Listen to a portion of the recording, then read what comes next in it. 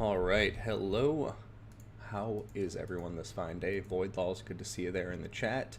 Welcome all of you lovely folks on Twitch and YouTube, and welcome to the stream. Tournament number 4 of Season 9 in the HW League is today, and we're watching the tiebreaker quarterfinal match between Ludwig and Energize. The winner of this will go on to the semifinal to face off against ODM Cyphos. And then the other semifinal, we have ODM, the green one, waiting in the bracket for the winner between Ice Power Total War and Even Star. So two very strong players down there in the lowest bracket. So once we finish this one, we'll be right into the semifinals and should be casting both of them for you today. So sit back and enjoy the ride.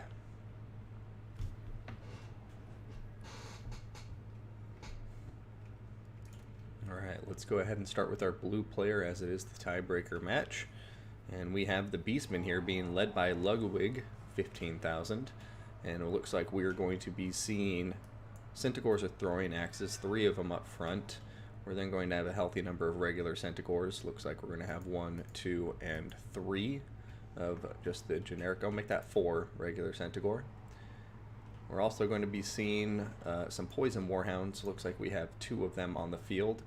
And then we have an infantry squad that's going to be a lot of Ungor supported by a couple of Gore Herd. We have 3 Ungor Herd up front, backed up by 2 Gore Herd and 2 Ungor Spearman Herd in the rear flanks. Now, for the rest of this army, we will have a Giant to support with some Terror.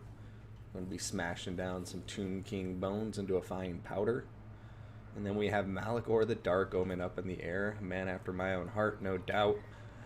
He has Penumbral Pendulum, Enfeebling Foe, along with Arcane Conduit and Unholy Power. So that's going to round out the Beastmen army here. And now for the Tomb Kings, it does look like we're going to have a front line that will crazy mop up the Ungor Herd and Gore Herd. We have 3 Tomb Guard. We're going to have Skeleton Warriors on the wings, and then Skeleton Spearmen, looks like a total of 4 holding down the rear wings. We have Nehekar and Horsemen, looks like 1, 2, and 3 of them. Single unit of Ushapti with Great Bows and 2 Skeleton Horse Archers. Excellent skirmish cav. Now, leading this army, we are going to be seeing a Tomb Prince and Setcher the Imperishable. Tomb Prince is going to be bringing Tomb Strike and Guardian. Cetra going to be on top of his horse as well, and he's just going to have Wrath of Tra, Blessed Blade of Tra, as well as Usep's Incantation of Desiccation for that huge debuff to enemies in an AoE, and Naru's Incantation of Protection. So, the battle is beginning, and we'll see what happens.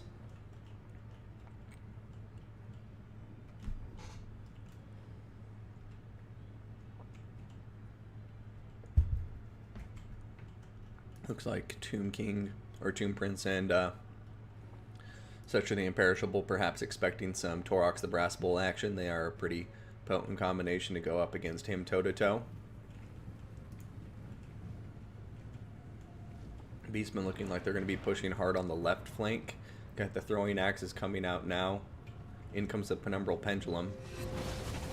It's going to go through a couple of units, do a little bit of damage to the Tomb Guard, but not the most. Usually want to get a straight shot there instead of the diagonal shot.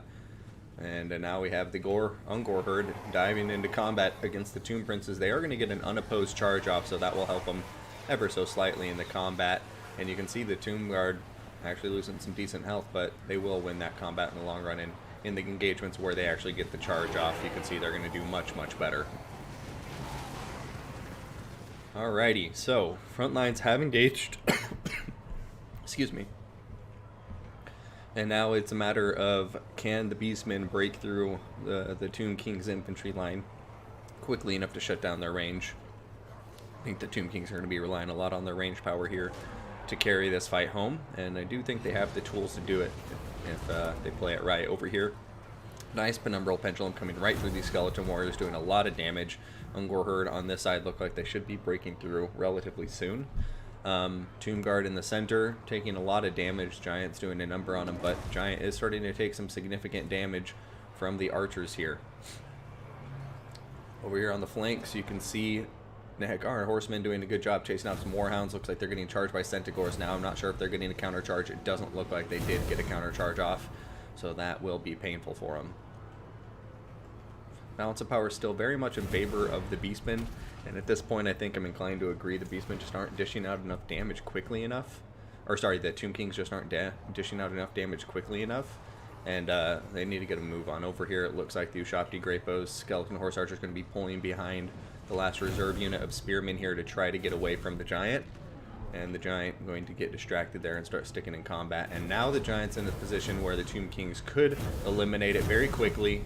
We got the Tomb Prince and Cetra the Imperishable both getting in on top of it. Both of them are anti-large heroes, so they should start taking out that unit lickety-split. But will it be too little too late? Right now, balance of power is starting to even up, though, with the Tomb King efforts. Here comes another Penumbral Pendulum right through a unit of full health Tomb Guard doing half health damage. That was beautiful. But over here, you can see Giant going to go down for the count. Looks like the Ushopti Summon may be coming down here. Yep, there we go. Ushopti Summon has gone down. And looks like the Beastmen are going to lose big there. And now the balance of power has swung in favor of our red player with the Tomb Kings energized here. Ludwig on his heels. Will he be able to regain his footing and claw his way back into this fight?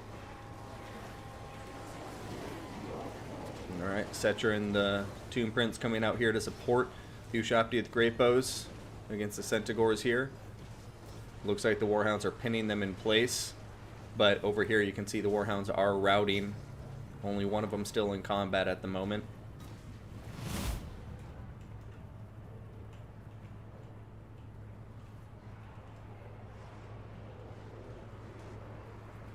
Beastmen do have a lot of Centaurs left, though, and the thing is, if they can keep the Centaurs alive, then they can deal with as much Tomb King infantry as they need to. They really can. They can cycle charge them to death, and Cetra and the Tomb Prince, I just don't think they'll have enough killing power to deal with all the Centaurs. They can win in sustained combat, but as long as the micro is on point from Ludwig, he should be able to choose his engagements here. The Ushopti Summon is about to time out, and you can see over here the Centaurs just really coming into their own now here in the late game as the Tomb Kings start to run out of mobility, I think.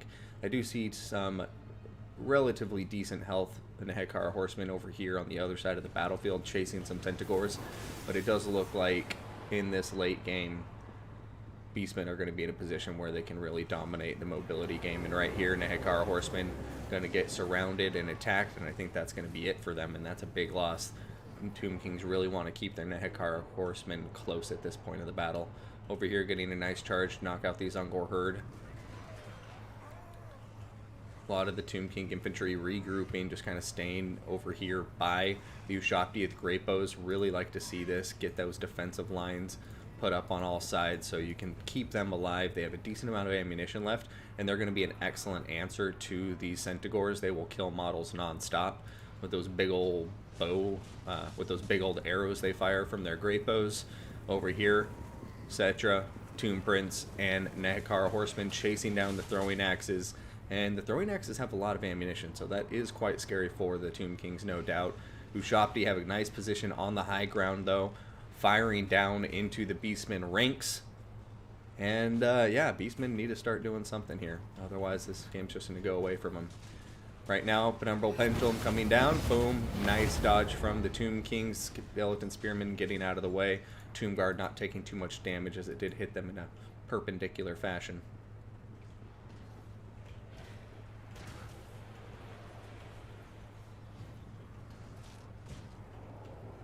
Tomb Guard with their big old silver shields. Going to be nice to soak up these throwing axes, but they're getting rear charged by a bunch of poison warhounds right now, and Centaur's hitting them from the other side. And they should be able to crumble out that unit of Tomb Guard pretty quickly there. But, as you can see, Warhounds just don't have the leadership to stand up there. And they are suffering. They can't keep on routing. I think one more rout and those Warhounds will probably shatter. Meanwhile, Cetra and Tomb Prince are continuing to be healthy here. Tomb Prince getting into a pretty dangerous position, though. A couple of good volleys from the throwing axes could relieve him of a lot of his health. So, want to be playing it cautiously here. If you're the Tomb King player, you have an advantage. Don't want to squander it at all. Can't count the Beastman player out just yet. Looking around for the Tomb King army, yeah, just one tattered Nehekar horseman left. We will see if it sticks around or not. It's a critical binding. Ushapti with great bows, pretty much down to their last rounds of ammunition. I'm going to guess 1 or 2 shots left. 3 shots, I suppose, is what it says on the unit card, though.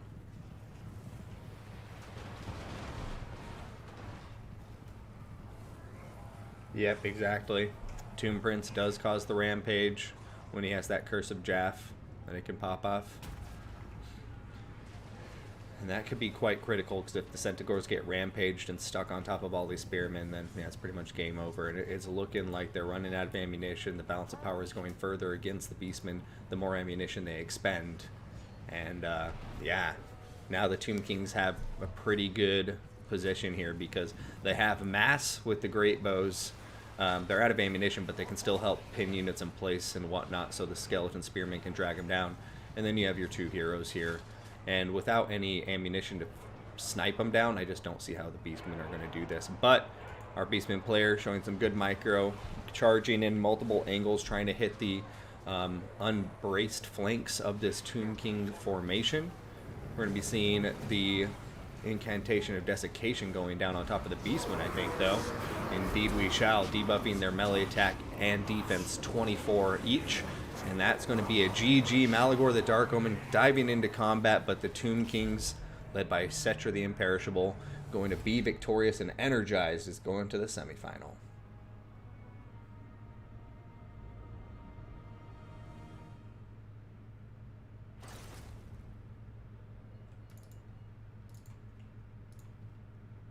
So GG, well played to both players here. Beastmen going for an off-meta build, no doubt. I just don't really understand the Giant here against vampire counts. I can definitely see it making more sense, but the Tomb Kings do have ranged units. They do have cheap spearmen. It's, you know, I don't know if that's the best use, best pick into the Tomb Kings as a Beastman player, but let me know what you think in the chat. Ushapti with great bows doing the God's work. 2,400 damage value there. It's absolutely insane. Nehekar horsemen doing okay for themselves too, getting good kills. Tomb Guard doing well. Some of them not paying for themselves, but still think overall they did what they needed to do. And yeah, that was Ushapti the Great Bows game right there. Now let me check the bracket here. I want to do a quick refresh, and it looks like, all right, so Energized moving up to face Cyphos, and Ice Power and Evenstar I think are still in their tiebreaker match, or if we're lucky. Ooh, never mind. We got to go start the other semifinal because it's going to be Energized versus Cyphos. So should probably go ahead and do that. Cyphos has been waiting a while, and it's already noon. But I do want to see a tiebreaker between Evenstar and Ice Power. What do y'all think?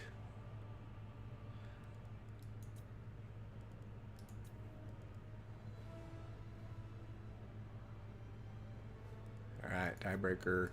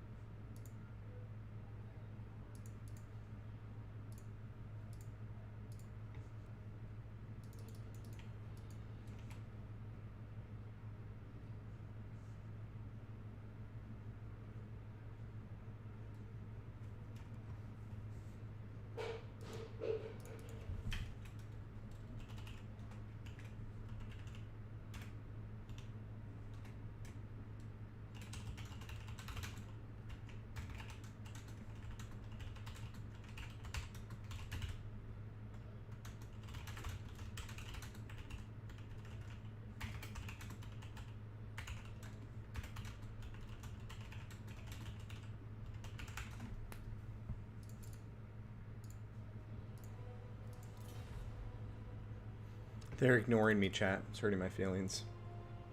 Also, my blocker is way out of position. What a noob thing to do.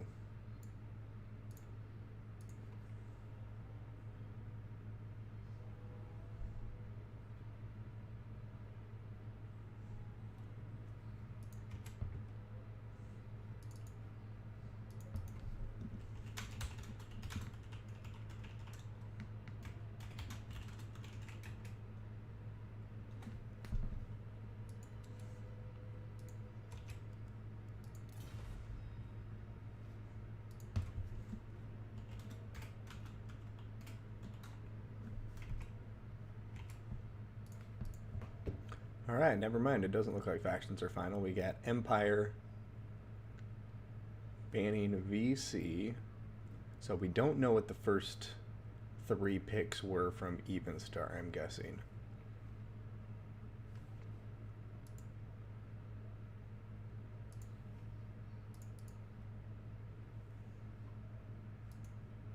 Looks like Evenstar may be confirming Chaos, but we'll wait to see if he does so in the chat.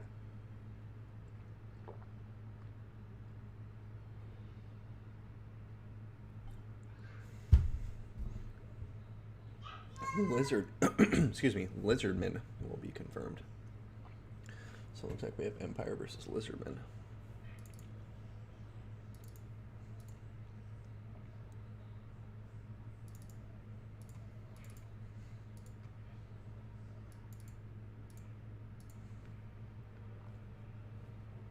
All right, everybody, sit tight, and we'll be right back, and we'll get into the tiebreaker between XMT Ice Power and Evenstar.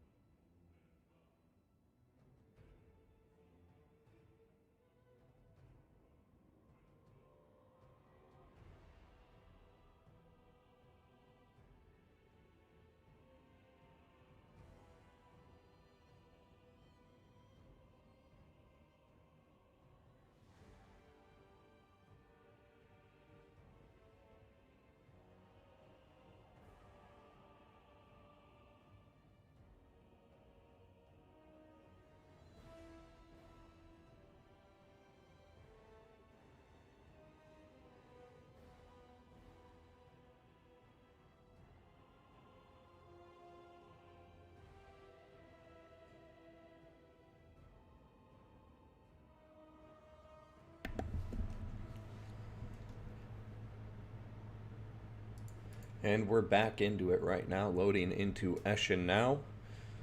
Ice Power bringing the Empire versus Evenstar's Lizardmen.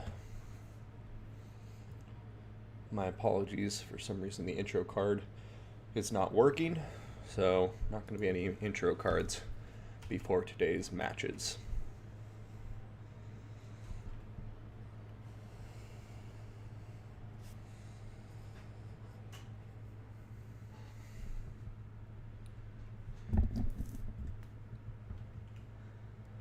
All right, starting with our blue player here, we have XMT Ice Power. We're going to have 2 Pistoliers up front, and for the infantry, it does look like we're going to have Sigmar Sons, and we're going to have Spearmen with shields. Looks like we have 5 of them. 1, 2, and 3 units of halberds, unless I'm miscounting. Then we're going to have a single Empire Knight over here on the right flank. 3 war wagons, which I absolutely love, especially against the Lizardmen. Down here on foot, we will have a warrior priest and an amber wizard. Amber wizard is going to be bringing Transformation of Kadan and Wissen's Wild Form. And then Volkmar the Grim here. Yes, we know it's you, Volkmar. Thank you for making your presence known. You will have Grand Soulfire, Grand Hammer of Sigmar, and Banishment.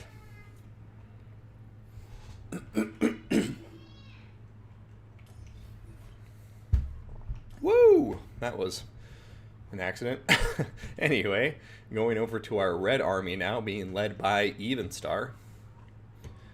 Going from left to right, we will have Skink Cohort with Javelins. We're then going to have Skink Cohort, some Saurus Warriors with Shields. Looks like we're going to have 1, 2, 3, 4 Saurus Warriors with Shields. Now, back here, we are going to have a couple of Salamander hunting packs, lob some fireballs to the enemy. Looks like we'll have a couple more Skink Cohort, so looks like 2 with Javelins, 1 without. We also will have some cavalry back here in the form of Feral Cold One, some Cold One Riders, and then the same combination over here on the right flank of the Cold One Riders, and then just the Feral Cold Ones over here. Do not go into the tall grass! Alright, besides that, we have a monster squad. We got some Bastiladons with Arcs of Sotek. We have Tic-Tac-Toe leading the army on top of his Pterodon. He's going to be bringing Deadly Onslaught, Master of the Skies, and Drop Sphere of Tepuk. And then we also have a Skink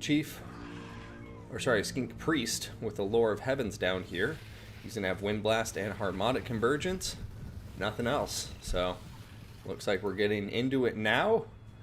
2 good armies, well put together. State troops will have to contend with these Arcs of Sotek that are very good at killing large numbers of state troops with their special abilities, summoning all those snakes around them, pulling a good old Hannibal, not Cannibal.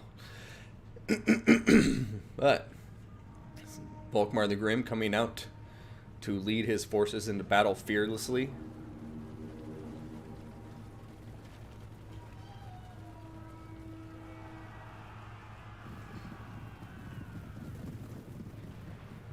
Alright, War Wagons.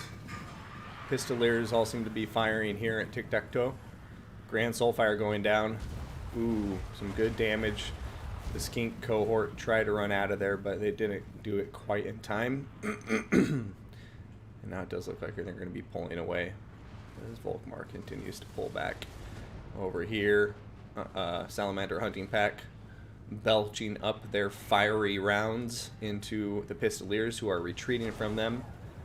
And Saurus Warriors getting shot right in the face by all of these war wagon units, but their shields are doing a lot to help. Alright, Flagellant coming out. Unbreakable infantry to pin these Saurus units in place. A Wind Blast coming through. Looks like it was misplaced though, as it kind of went off in no man's land here in the center of the Empire formation. Does appear we have another Soulfire coming in here, this time from the regular old Warrior Priest. It's also going to be doing some good damage as it was nicely placed. Arc of Sotek coming in and doing some damage too though. Over here, looks like we have a Manticore summon from the Amber Wizard coming into play here. And the Lizardmen are doing a good job of breaking through this front line. But the Empire's dishing out a lot of damage, and they do have a lot of troops in reserve in the back line. And it does look like one of these Arcs of Sotek did get a little bit isolated in the back line, but the Empire is going to have to pull apart because it was a bait for the Salamander Hunting Pack as they are about to belch in a lot of firepower there. The Empire are going to catch wise to it and then pull out, leaving the Arc of Sotek all by its lonesome. I think that was a very smart play from the Empire there. Also a smart play to our Lizardmen player, but Empire player not taking the bait. Over here, we do see the Warrior Priest getting taken out right now, which is surprising to me. I was like, thought he would do well against the Skink Priest here, but Tic-Tac-Toe coming in and starting to slap him around. Sons of Sigmar going to be sitting in there, but oh, meanwhile, it does look like the Empire is doing a good job across the board, though, as far as the infantry engagements go. They still have a lot of halberds in the back. They have a lot of engagements they're actually winning. Like I'd say this one in the center they're winning, this one they've won. Tic-Tac-Toe, though, coming after that Warrior Priest like it's his job, and another huge hit from him. That Warrior Priest is just getting smacked around. His 85 armor just not enough to protect him from Tic-Tac-Toe. There goes another Arc of Sotek on top of this full health unit of Spearmen. See what kind of damage it does over time. And yeah, Spearmen just soaking up so much from this Arc of Sotek. Already they're down to about third health. Granted, a lot of that's been the melee damage they're taking too, but painful stuff to see. These Arcs of Sotek just so nice right now in this matchup.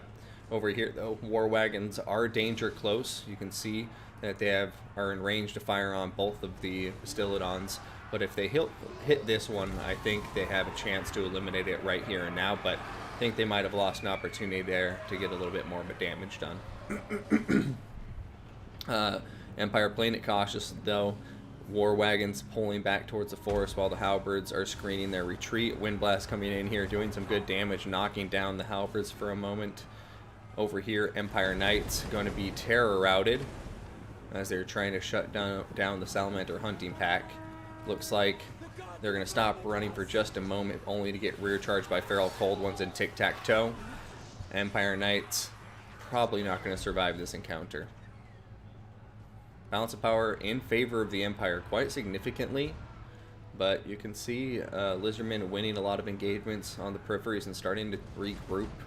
Unfortunately, they have no way to heal, and Volkmar the Grim is still full health, so this is going to be difficult. Not going to lie, the Lizardmen's window of opportunity is beginning to shrink the longer this battle goes on. War Wagons over here shooting down Feral Cold Ones, perhaps trying to get him to rampage into a bad engagement. Onto the Spearmen here. Halberds winning these engagements over here. And it looks like the center is slowly but surely going to the Empire too. And now you have Volkmar the Grim and the Amber Wizard taking out the Skink Priest of Heavens. And XMT Ice Power looking really strong here. Evenstar on his heels, trying to make something happen, but this is looking like it might be too little too late no matter what he tries to do. Alright, Arc of Sotek, Tic-Tac-Toe freed up. We're going to have to see what they do. Going to be seeing all of the Salamander hunting pack running away at the moment. Over here, they are now targeting the War Wagons. They do have that bonus versus large, so that's going to be nice with their ammunition. But as you can see, the War Wagons, they're just so deadly. These Basilodons with the Arc of Soteks are just so fragile when there's 3 War Wagons on the field. Looks like they may be finding a little bit of a brief respite from the fire as they are going down below this hill. I don't think the War Wagons will be able to target them, but this other one does not have that same advantage at the moment. He's going to start routing and unfortunately go an unfortunate way, but never mind, it's shattered, so the point is moot. Tic-Tac-Toe trying to get in here and make something work. Cold One Riders diving straight into the center of combat here against these Spearmen. Oh no! Cold One Riders then turning around and actually flying or running through that Soulfire. Tic-Tac-Toe now getting into combat here on top of the War Wagons. He's trying to kill him with all of his might. Arc of Sotek is now coming in too, but this is a Hail Mary. Everything is on the line here, and it looks like the Empire is sending in troops to prevent the Dinosaur and Tic-Tac-Toe from getting onto their precious War Wagons. We're going to be seeing some fireballs coming in here from the ancient Salamanders, the Salamander hunting packs, but army loss is going to be kicking in. This Arc of Sotek is shattered. The snakes slithering around on the ground. Not going to lie, they look like gummy snakes with that neon blue, but a GG well played to Ice Power winning that fight and going into the other semifinal where he will be facing off against a good opponent by the name of ODM, the green one.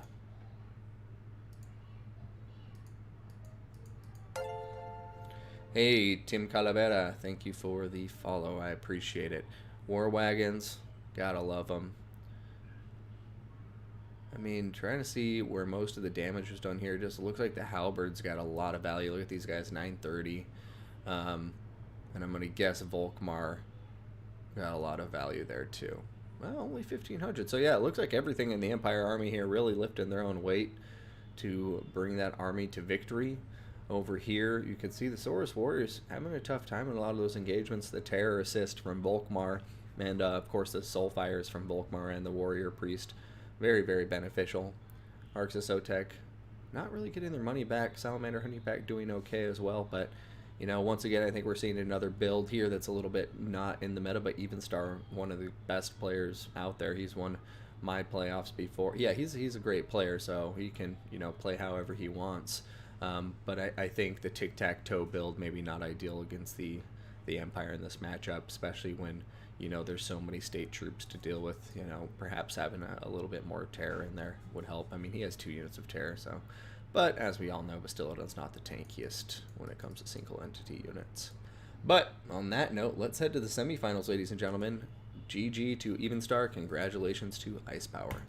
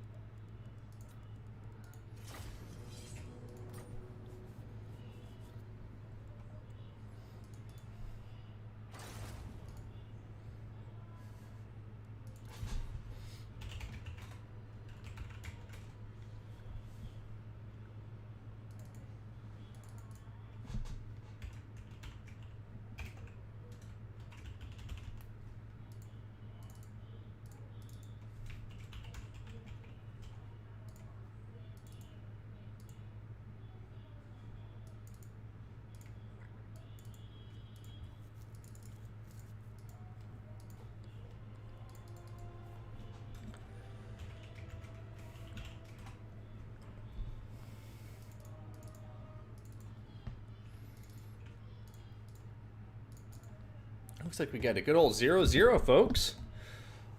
So while they finish making their armies, I'm going to go make myself a bowl of oatmeal for sustenance so I can keep on streaming at top energy and performance. I'll see y'all in a moment. Whoa, 48 of you, 50 of you? God bless you, 33 Twitch viewers and 17 YouTube viewers. Feel free to follow or subscribe if you're feeling extra generous. And stay tuned for round 1 in this best of 3 semifinal between ODM Cyphos and Energized. Wood Elves versus Lizardmen.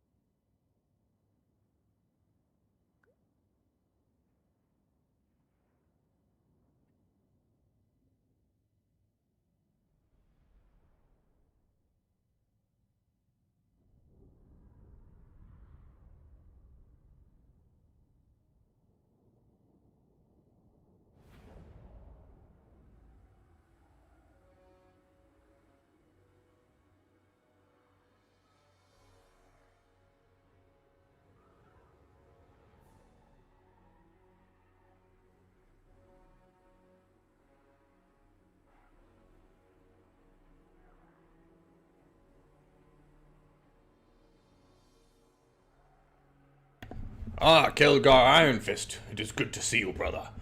There are no dwarfs on the battlefield today. Just some stinking wood elf pointy ears and some scaly lizardmen.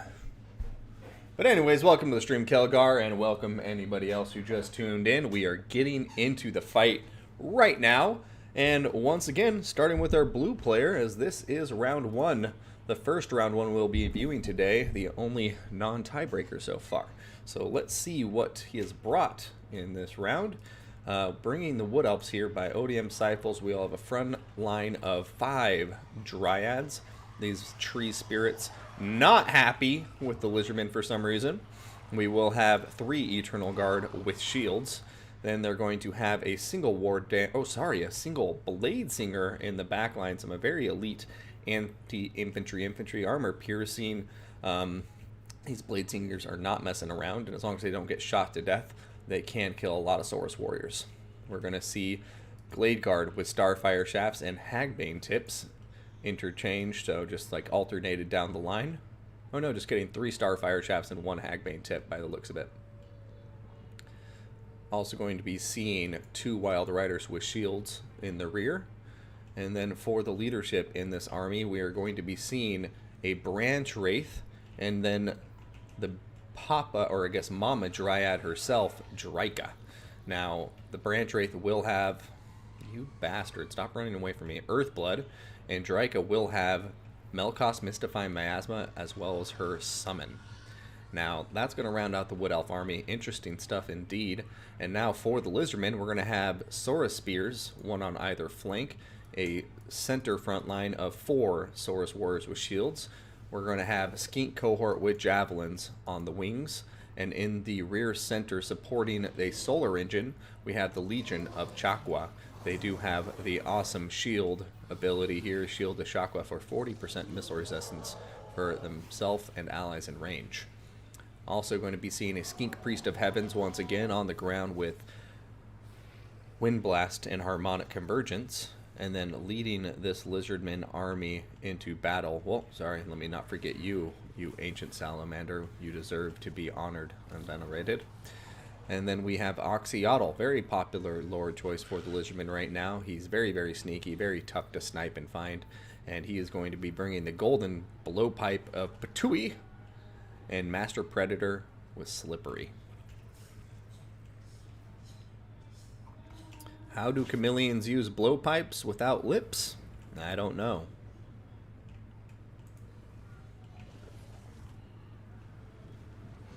As always, please let me know if the sound and video quality is looking good for y'all. Solar Engine opening fire, as well as the Ancient Salamander, both of them targeting Dryads. I like this quite a lot. We also have the Chameleon Skinks that are up front with their 40% missile resist, taking the shots from the Glade Guard with Starfire Shafts, which I honestly think isn't the best use of ammunition for them anyway, so this is kind of a net win for the Lizardmen, no doubt about it, as the Solar Engine and the Ancient Salamander are getting some nice shots off. You have 2 Dryads getting close to half health already. Over here, going to be seeing, looks like Oxyotl Pop and Slippery. Melkos Mystifying Miasma on top of him, but the Slippery is counteracting its speed debuff, giving him more than enough speed to outrun this Branch Wraith. And the Branch Wraith needs to be careful. It's you know, getting up into the combat with the Saurus Warriors first, and it looks like the Lizardmen may be going for an attempt to isolate Drika and the Branch Wraith here in the center. Blade Singer is getting a clean charge against the Saurus Warriors, though, popping Whirling Death to increase the weapon strength, base strength, but decrease the armor piercing damage, and they're doing quite well so far in that combat. Meanwhile, on the other sides here, checking out the Wood Elf right flank, the Lizardmen left, it looks like the Lizardmen are doing quite well. Those damaged Dryads getting dealt with rather quickly, and the Saurus Warriors already onto the Eternal Guard now. Meanwhile, on the left flank, it looks like the Wood Elves are doing a little bit better. The Wild Riders getting into the back line, smashing the Skink cohort with javelins. They're going to have to remove themselves before the Legion of Chakwa gets down on top of them. But Solar Engine here is taking some damage. Missile resistance from the Shield of Chakwa is on top of it, so it is resisting 40% of that incoming missile damage at the moment. Over here on the other end, Wild Riders getting some good value once again, shutting down the other skink cohort with javelins on the left flank for the Lizardmen, but it is getting shot by the chameleon skinks. It looks like with the shields are helping resist a lot of the damage. They do have silver shields for that 55% block chance, and now they are hunting down this unit of chameleon skinks. Eternal Guard are pushing into the back line. Look like they're going to be able to get on top of the Bastillodon with the solar engine, and if the Wild Riders and the Eternal Guard shut down the solar engine, that's going to help the Wood Elves a lot in the balance of power. But across the board, it does look like the Lizardmen are winning the infantry engagements in the long haul. Bladesingers not winning in a dominant enough fashion. It looks like they actually got distracted and were trying to attack the Skink Priest, and that is possibly why they took so much damage here from the Saurus Warriors they were earlier dominating. Over here, Wild Riders successfully shutting down the Chameleon Skinks. Eternal Guard with shields is on top of the solar engine, and it is trying to run away now, and if the Wild Riders come over here and support them with some mass, could be in a good spot, but it does look like the solar engine is going to be able to retreat to the safety of the Legion of Shockwell. These guys are absolute badasses. Going to charge into the Eternal Guard, and boom, beautiful defensive play here, allowing the Bastillodon to escape with its life for now. Over here, Oxyotl is on the run from Draika, the Branch Wraith, and the Bladesingers. Wild Riders are coming in, though, to provide that speed, and they may be able to catch up and shut Oxyotl down. Melkoth's Mystify Miasma going down, but once again, Slippery being used to counteract it, so pretty much a net neutral for his speed.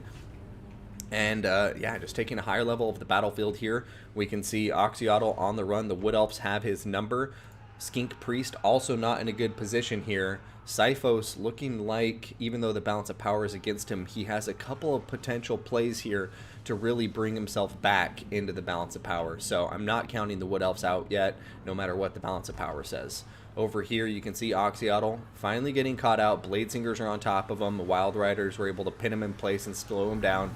And now Branch Wraith and Draika coming in. Oxyotl going to get dominated. Branch Wraith, or sorry, a Wind Blast coming through, going to be doing some nice damage, but not going to get anything to rout. And it does look like Oxyotl going down for the count. And just like that, balance of power in favor of the Wood Elves. Over here, Skink Priest of Heavens is now more than likely going to be the target of the Wood Elf Ire. Earthblood coming in here to heal up what's remaining of the Bladesingers and the two heroes.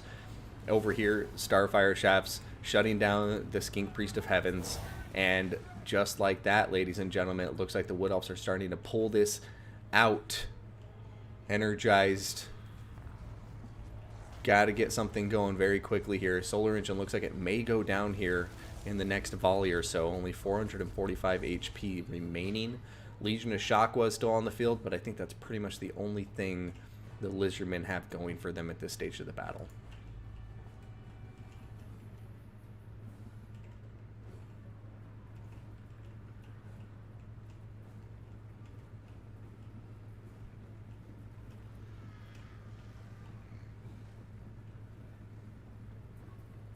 Yeah, Eternal Guard just going to be chasing the Skink Priest. I'm trying to see. I'm not sure if they're going to be able to catch him or not. He has 46 speed to their 33 speed, but it looks like they're just, yeah, not going to be able to keep up with them, but should be able to keep him routing long enough perhaps to get him off the map. We will see. Over here, Legion of Shockwell getting shot in the backs as they are trying to chase down the Eternal Guard. Or sorry, the Glade Guard, and I think that's going to be a GG. Well played right there. ODM Sifos with his Wood Elves. And a very strong display, but very good game from Energized there, dishing out a ton of damage, and it was really Sifos having to pull it back there on the flank engagements with his Wild Riders that was able to give him the game. So beautifully played to both of these players, and always like to see the Ancient Salamander on the field, but not as effective as the Solar Engine, I'd say, just objectively speaking.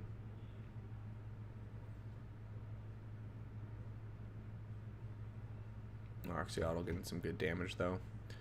And, no, just, yeah, really good game. Wood Elf player, though, I think just kept an eye on what the win conditions were, was able to kind of corral the key Lizardmen heroes and units out to isolated locations and just kill them from there. So, going to get a 1-0 lead to ODM Sifos.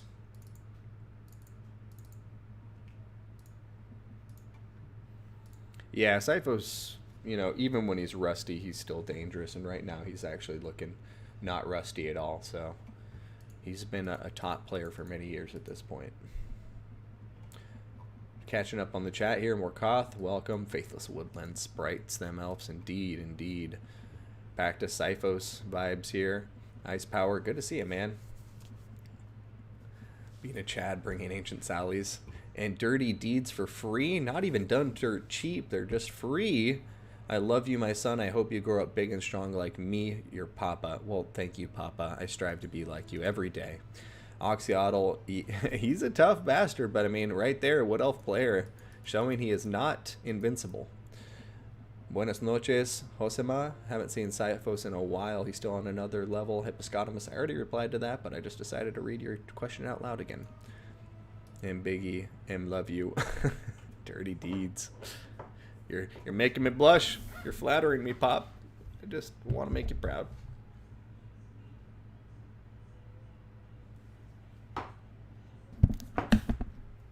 All right, Dirty Deeds, good luck in whatever game you are playing.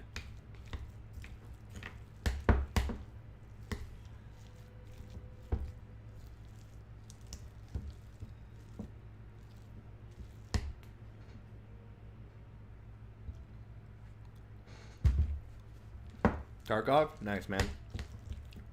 Go escape it.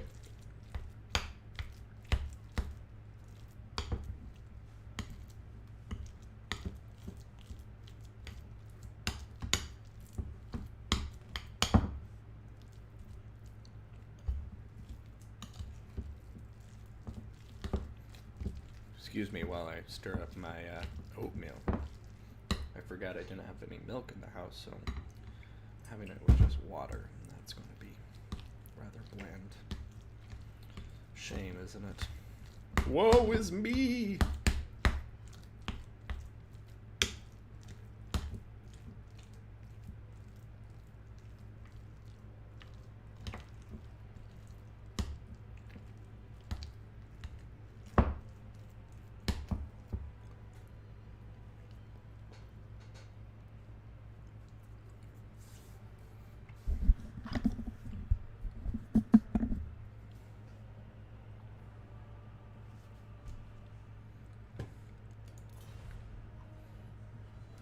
Alright, Beastmen's and Dark Elves. Energize going to be countering with Tomb Kings. I like that pick as a counter against those two factions.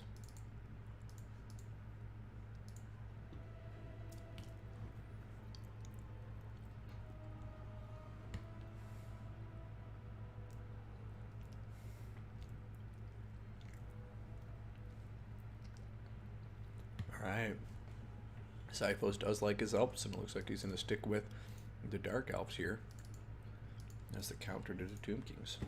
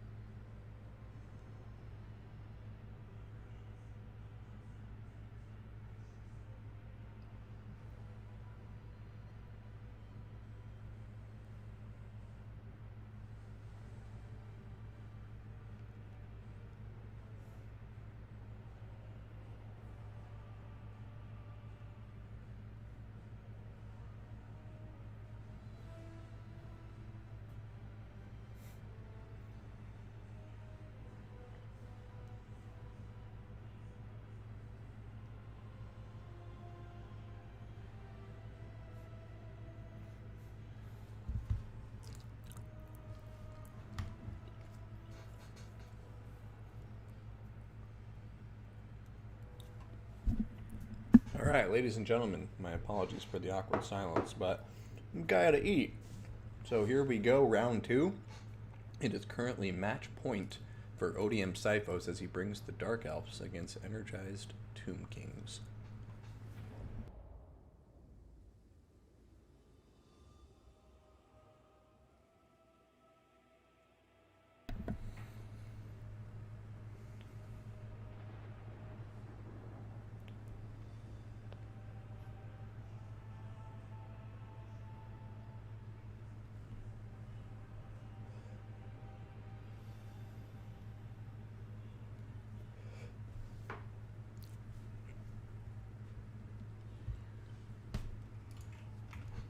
And here we go, starting with our red player, fighting to stay alive. We have Energized with the Tomb Kings. Going to have quite a healthy skirmish cav force here in the form of 4 skeleton horse archers. We're then going to have 4 Nehekaran horsemen. I absolutely love these guys. Some of the best light to mid cav in the game. Get 2 skeleton horse chariots, or I don't know, I said horse chariots, 2 skeleton chariots there. Going to have 2 skeleton warriors, 1 skeleton spearman, and I think we missed a couple of other infantry, which we'll get to in just a moment. Got a Lich Priest of Death with Spirit Leech, and I think that's a Scroll of Nehekara. Nephara Scroll of Mighty Incantations, and a Tomb King with the Scorpion Armor. For the infantry we missed, does look like it was 2 skeleton spearmen, 4 skeleton warriors, and a single tomb guard with halberds.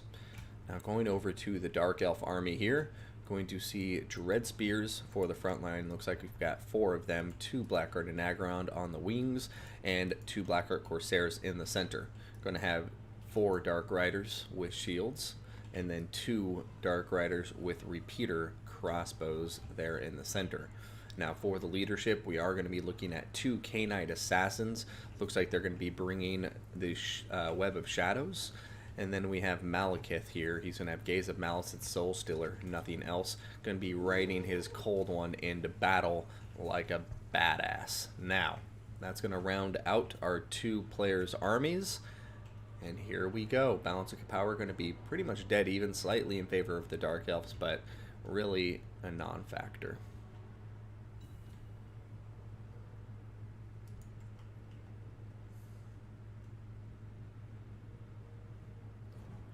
Alright, looks like the Dark Elves pushing out right away. The Tomb Kings just going to be pushing out their skirmish cav at first, but now it looks like they're sending out their infantry as well. They are walking though. Doesn't look like they're eager to close the gap, and I think they should be careful about that. Get as much damage as you can with your skirmishers. You have a skirmish dominance here so far, but when it comes to a head-to-head infantry engagement, I give it to the Dark Elves 9 times out of 10 here. 2 Blackguard and Agron, 2 Blackguard Corsairs, and 4 Dread Spears. Yeah, none of these Tomb King skeleton units are going to do well besides the halberds. Alright, we do see that the Nehekar horsemen are coming around the wings in position to pounce and envelop the flanks of the Dark Elves should they continue that way, but it looks like they're just going to be peeling off Dread Spears to protect the flanks with the Dark Riders. And the Dark Elves are going to rely on their front line of infantry to win this engagement for them. I think that's a smart decision, and here it goes. Blackguard Corsairs getting cycle charged by the Tomb King, and it looks like some skeleton chariots coming in too, and boom, just like that, they are down so much health.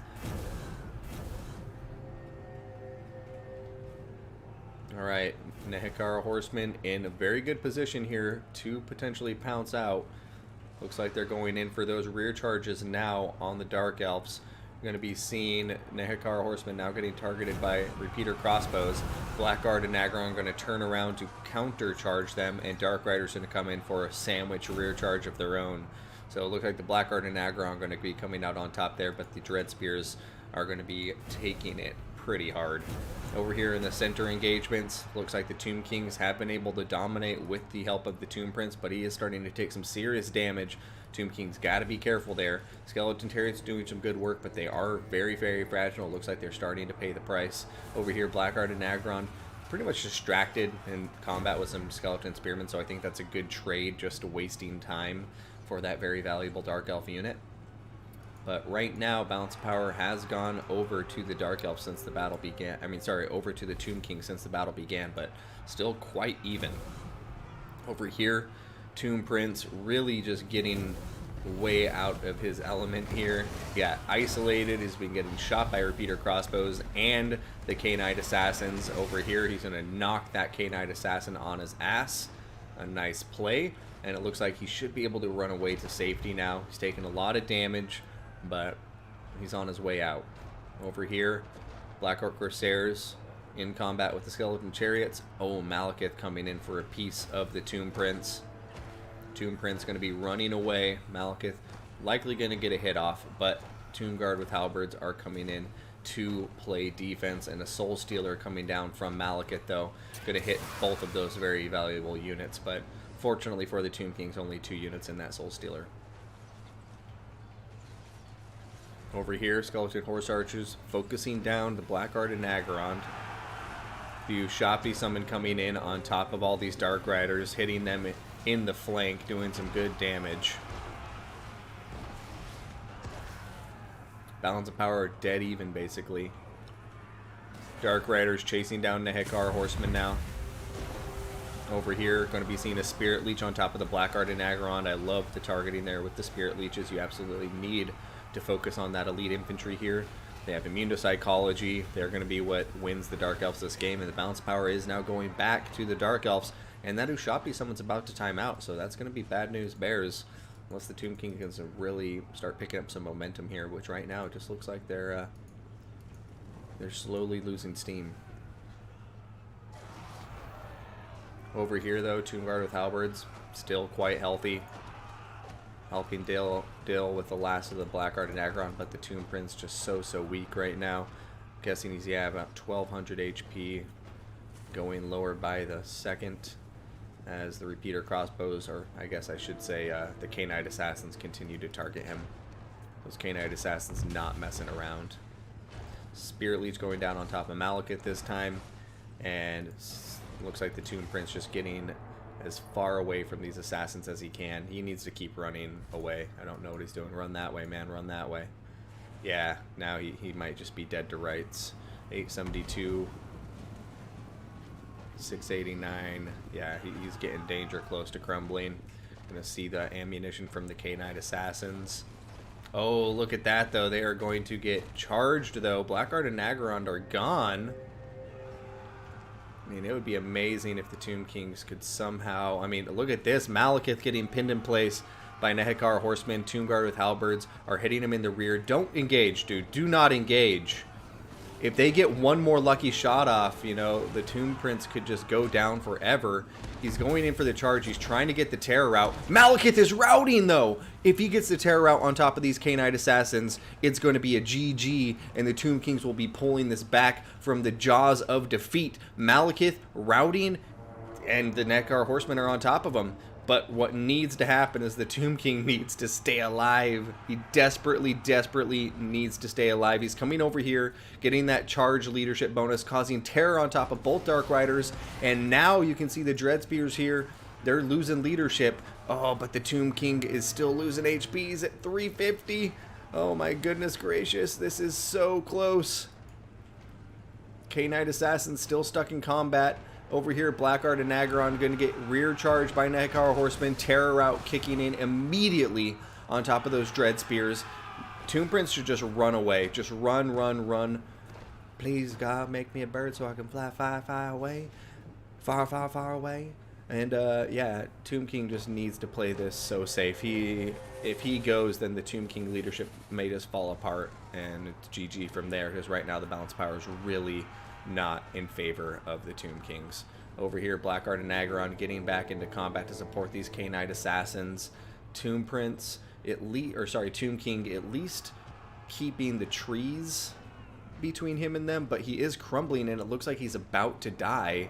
No hope of it. Yeah, he's about to crumble out, and that's going to be a GG. After a very beautiful fight, it looks like the two... Oh, he hit critical binding! He has 5 HP. Oh my god. Yeah, it just looks like it's too little too late, though. Is the Lich Priest still around? No. No Lich Priest either. So, A very valiant effort from Energized here, but Syphos looking like he's going to come out on top here in Game 2 and take a quick 2-0 victory in this semifinal. So Odium Syphos going to the final. Other semifinalists, take note. This is the madman you're going to have to face.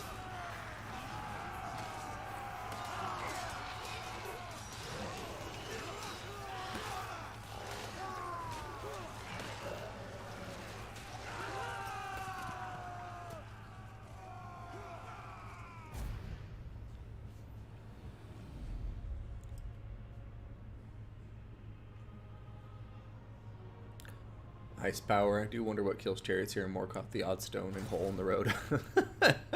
That's a perfect answer. Yes, that is what kills them. But also I think the Dark Riders are what kill them in this Dark Elf build.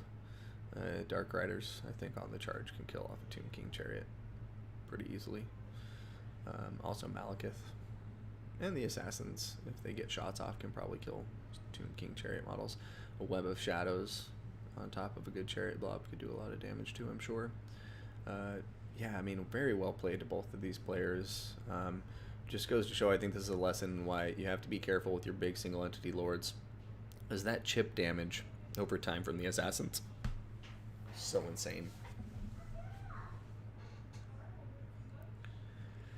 But yeah, very good game. He got Malekith the route there at the end. I thought he was pulling it back there in the late game. He just couldn't get the Terror route on top of the K-Knight Assassins. If he would have Terror routed the K-Knight Assassins, I think it would have been GG. But he had to pull out. It was a tough decision because, you know, even though he was in melee combat, if they happen to get one good melee shot off or one crossbow off, God forbid, then, you know, right there he could have died. So I think he played it smart by staying away.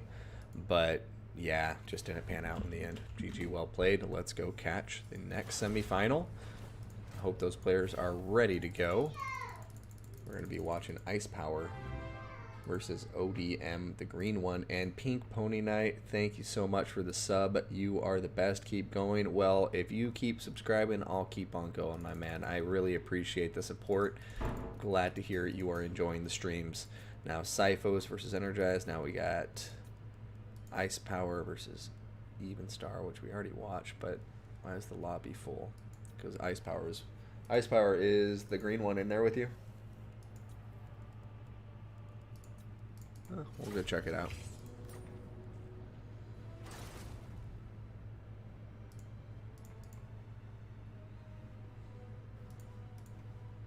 Yep, they sure are.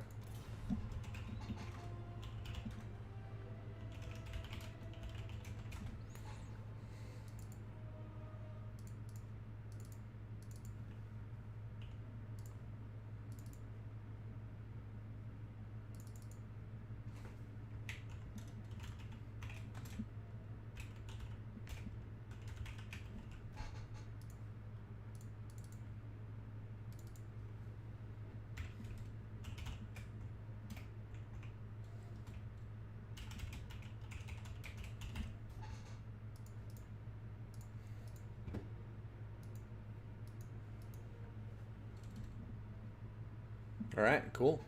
Looks like we're getting into it right now. Maps being picked in the factions. And we'll be into our second semifinal in just a moment here, so please give me one moment. I'm going to go take a quick break, and I'll be right back.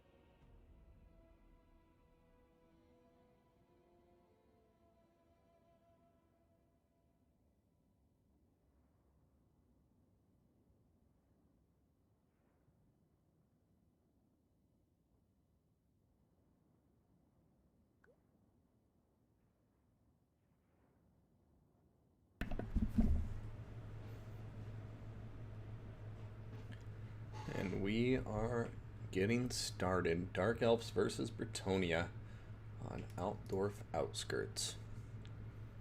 The Empire agreed to let these two foreign armies to fight the battle on their front lawn for the entertainment of the citizens of Altdorf.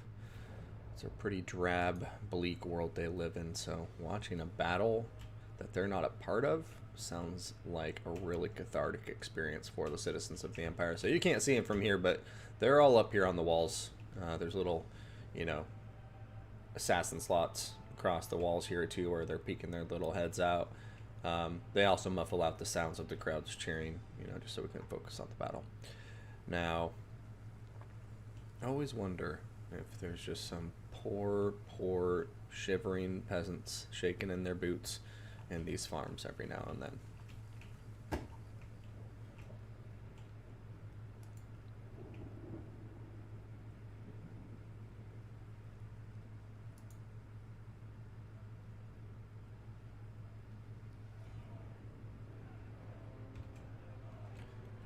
Alright, beginning with XMT Ice Power Total War, we have the Dark Elves, his main faction. He's an excellent player, especially with them. We're going to have 4 Witch Elves. And then we're going to have a front line of 5 Dread Spears by the looks of it. These guys do have silver shields for that 55% block chance. Witch Elves on the other hand, 5 armor, no shield. They are going to go down quick to Peasant Bowmen if they're on the field. Going to have 2 Blackguard Nagarond, 2 K-Knight Assassins. Looks like one will have Assassin's Trophy and Web of Shadows. The other one will only have Web of Shadows. We're going to be looking up in the air at a Feral Manticore. Looks like there's only 1 rather than the usual 2 you see. And then down on the ground as well, we're going to have Marathi. She's going to have a Doombolt, the spell, actually. Oh no, just kidding. It is the Wand of Caridon. She has Soul Stealer, Heartrender in the Dark Sword, Enchanting Beauty, and Greater Arcane Conduit. So this single Manticore may have its work cut out for it, because already I see 2 things that may pose a problem, and it's 2 Paladins up on Pegasus. Pegasi? I'm not sure how you say that. What's the plural for Pegasus? Somebody let me know in the chat. We're going to have Peasant Mob, 1, 2, 3. We're going to have 2 Battle Pilgrims in between them. We're going to have Spearmen at Arms. Looks like 3 of them backing up the mob and pilgrims. And then we're going to have a lot of Peasant Bowmen. Looks like Pox Arrows and regular alternating. So a total of 3 with Pox Arrows and 2 regular ones. For the cavalry, we are going to be seeing some Knights of the Realm here. 1, 2, 3, and 4. The 4th one being the Regiment of Renown. Knights of the Lionhearted, perhaps the sexiest unit of cavalry in the game.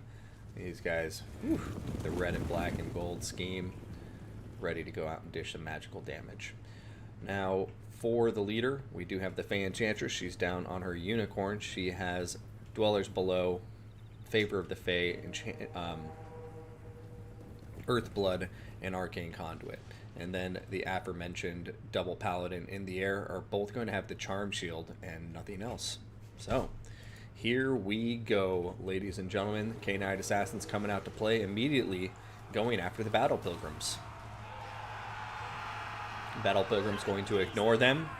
Just be like, yeah, later, dudes. And they're going right after the Witch Elves.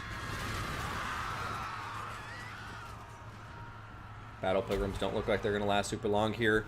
Both Paladins going after the K-Knight Assassins. An interesting decision, in my opinion. There's Witch Elves down here. You don't want to get these guys rampaging right now. And the K-Knight Assassins, I think, are at advantage in melee combat on the ground when they have an infantry blob around them. Knights of the Realm coming out. Looks like they got some really good damage over here with it. Dwellers Below, Witch Elves, Dread Spears already routing. And only Peasant Mob really being damaged in the process. Looks like the Knights of the Lionhearted also taking a touch of damage, but Britonia winning big there on that right flank engagement. A Witch Elf and a Dread Spear, that's a pretty big deal. Over here, though, we do have Battle Pilgrims that have been shattered, and Witch Elves and Blackguard and Nagarond are now pouring into the back lines, and just the left flank in general for Britonia is just falling apart. So looks like we do have Knights of the Realm charging in to the Witch Elves, trying to slow them down over here. These Knights of the Realm, unfortunately, going to get rampaged, and now they are just dead to rights because they didn't even get a charge off with their rampage. Same thing over here for these Knights of the Realm. Rampage going off, and now there's Blackguard and Nagarond and Marathi on top of them. So right now, Britonia still has an edge in the balance of power ever so slightly, but Dark Elves really coming back swinging here. You see two Knights of the Realm now being dragged down pretty much. Over here, Manticore being killed off by the Paladins. That's going to be a big deal for the Britonians, as it will bring back a lot of points in the balance of power here. I don't know why they're still chasing it. It's shattered. You don't need to waste time. Looks like they got the memo, though. Over here, Knights of the Lionhearted still doing well, still high on models and good on health. We do have the Blackguard and Nagarond here killing off those Battle Pilgrims, but we have some Spearmen that may be in position to help. But over here, oh no! The Peasant Bowmen going to get caught out in the open by these Witch Elves. However, the Witch Elves may be getting overeager. They are isolated themselves. They don't have any anti-large units nearby to support them. And these Knights of the Lionhearted got a beautiful flank charge. So if they can get out of here before the Blackguard and Nagarond hit them in the rear, they could be in a good spot. But right now, it looks like we have the Doombolt coming in, and it's going to hit the very tightly clustered group of Knights Errant. And oh, God, the humanity! That was disgusting. Just a gross pot of dead horses and men. Yeah, that was vicious. Very nice play to the Dark Elves, and I think they are going to seal take a victory right there. Maybe not just with that play, but that play was definitely a very key one, to say the least. Those Knights of the Lionhearted just going from 100 to 0 in very, very quick. I can't speak right now. I'm just going to shut up. Over here, rear charge on top of the Dread Spears from the only Knight of the Realm remaining with any real health. The Fey Enchantress and both Paladins are still alive and well, so Britonia not completely out of this just yet. I just think they have a very narrow path to victory. Witch Elves still across the field just going crazy on top of the Britonian infantry. And God forbid they get on top of this last unit of Knights of the Realm, because they will go down so quickly if they get rampaged. Over here, they're getting into combat with Blackguard and Nagarond, and I think this Soul Stealer is going to end it. So GG, well played. Odium, the green one, though, going to come out wanting, I think, here against the Dark Elves in game 1 of this semifinal.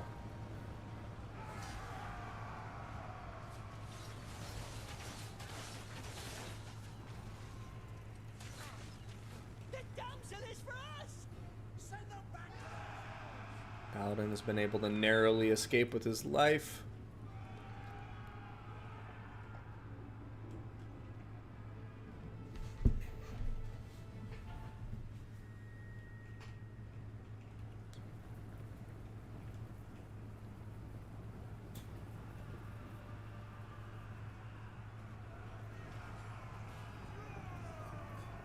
Over here, Britonia trying to make any gains they can. I'm curious to see if the Fey Enchantress has any potential Alpha Strike Dwellers Below left or something to maybe take out one of these Blackguard and Nagarond. But oh man, those Soul Stealers are just so punishing. Oh, every time Britonia gets something going, any momentum, it's just like, here, have a Soul Stealer. That's going to shatter a lot of units, and yeah, GG, well played. It's just the Fey Enchantress and the Paladins remaining, and the Fey Enchantress, what if she gets rampaged here? Dread Spears trying to block off her escape.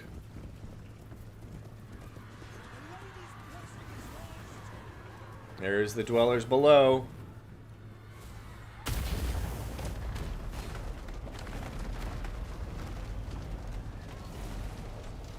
Some very nice damage going down on top of these Witch Elves. You can see him wavering because of it. Over here, Earthblood coming down on top of the Paladins. One of them's rampaging. The other one is just needing to get the order to get out of combat, but balance of power at this point very much against the Britonians. And yeah. Yeah, I'm not sure why he took the single Manticore with no protection. I think that was a very strange play and perhaps a mistake in the build in hindsight. Because, I mean, the two K-Knight Assassins just aren't going to be able to save a single Manticore in the air. And if they happen to go double Paladin, which is, fairly common, especially, if they go double Paladin on the Manticores, or on the Pegasus, then game over for that poor little Manticore.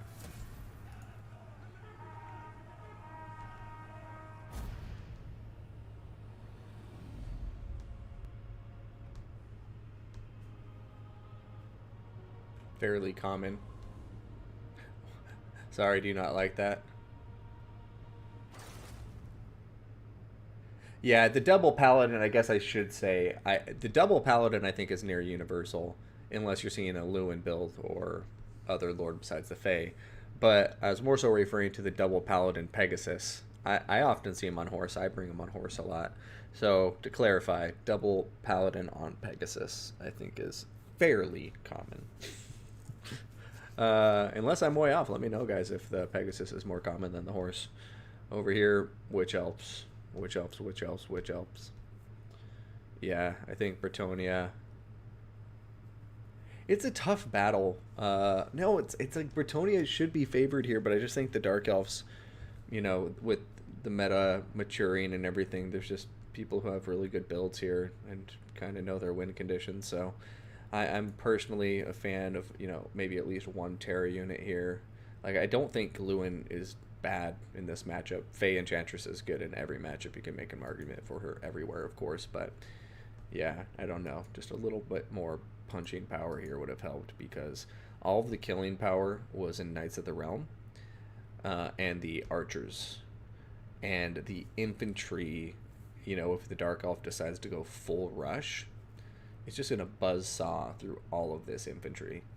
I mean, that's the problem you run into, because you're like, oh, I want to bring more infantry and less battle pilgrims, but this army is already maxed out in terms of, numbers you can bring to the field. So, I don't know. Let me know what you think in the chats, guys. Check it out after the stream and everything, and see if I can make some better builds. But, GG, well played to XMT Ice Power. He's going to take a quick 1-0 lead. Somebody just walked into my house, so I'm going to go check out who it is. I'll be right back.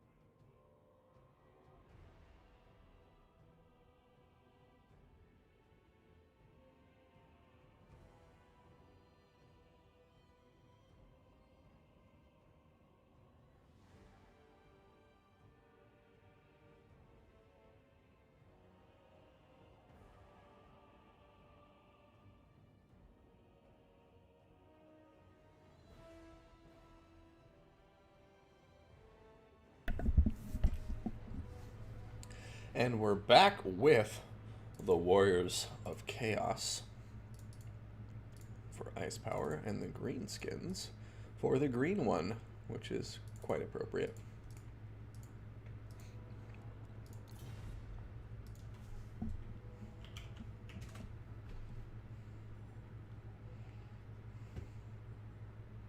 You need a lot of help on their Lord and Heroes while also needing a nerf on Fae and Palace.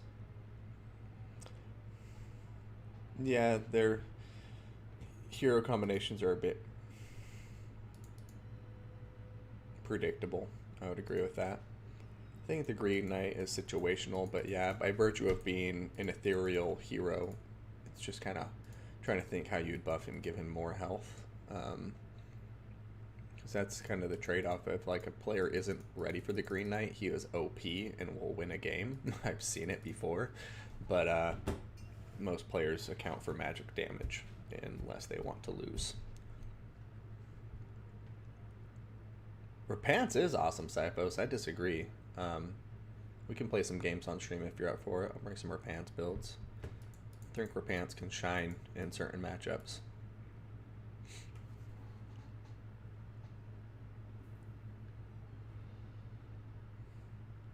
Paladins, their weakness is, like, compared to a white on horseback, as the example you posed, Hippopotamus, is they can terror out. So Paladins, I think that's their main weakness. Their Achilles heel is they don't, you know, they have the potential to rout. So they're great and they're cost effective, but I don't think they're necessarily OP.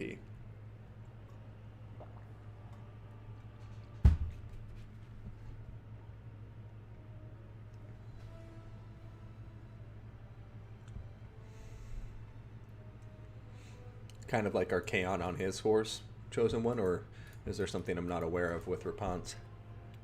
But for me, it's also that she just seems unnaturally tanky. And if you bring a healer, she'll stay around forever.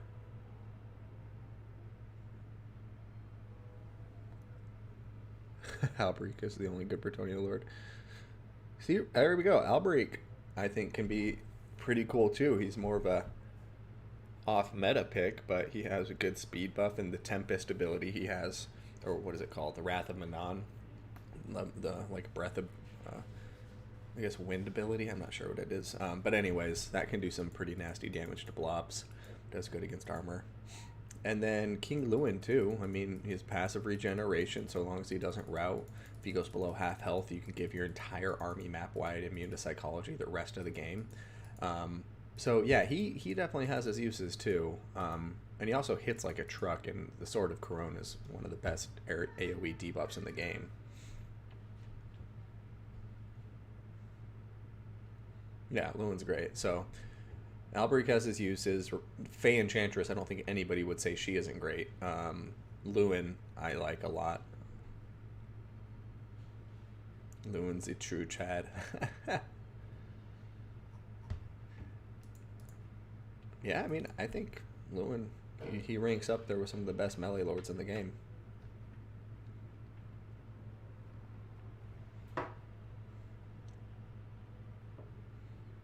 Lewin can't help but hit Balthazar Gelt on Silverwing. Well, I mean, that's because Silverwing's significantly faster. No. That's why you bring Alberic on his Pegasus to catch Balthazar. I wonder if Lewin on his Pegasus could do that. Does Lewin have a Pegasus? Yeah, he has to have a Pegasus.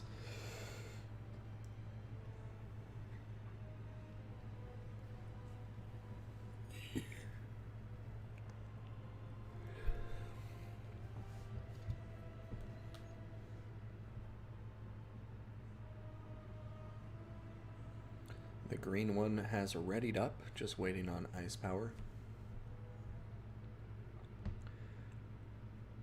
I know he has the regular Hippogriff and Beaky, but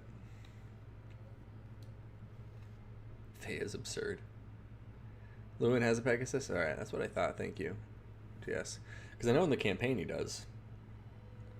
You just don't usually see him on a Pegasus. I see Albrecht sometimes. I could see that having its uses. he could chase down somebody like Luther Harkin or something, and is fast enough to dodge most incoming fire. He also has the magic and missile resistance, the Lion Shield that he could bring. And I think the Sword of Corone is just, yeah, the armor, defense, debuff is just good across the board.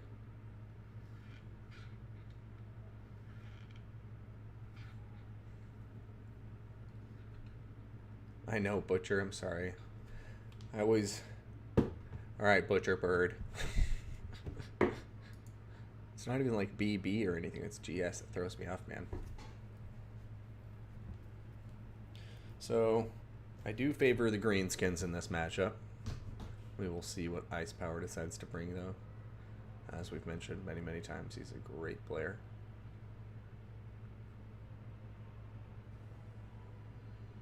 The green one has readied up quite quickly, and he's technically on his home turf here in Galbaraz. And as we all know, the forces of chaos get weaker the further away from the chaos caps they go. The equator is where they are the weakest. Well, at least demons.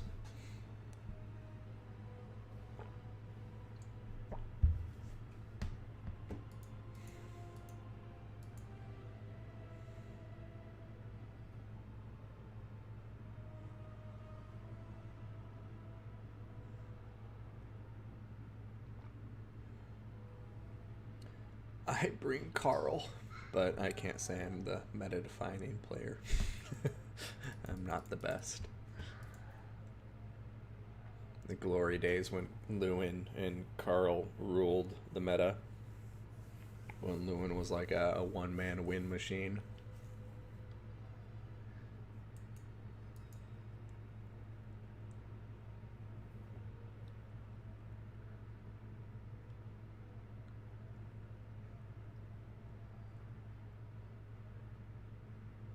I'll need to test that because I thought Carl did okay. You just needed to have healing, obviously, because that's always a big edge. But I thought Carl, with his buffs, could take out Lumen in a one-on-one fight. But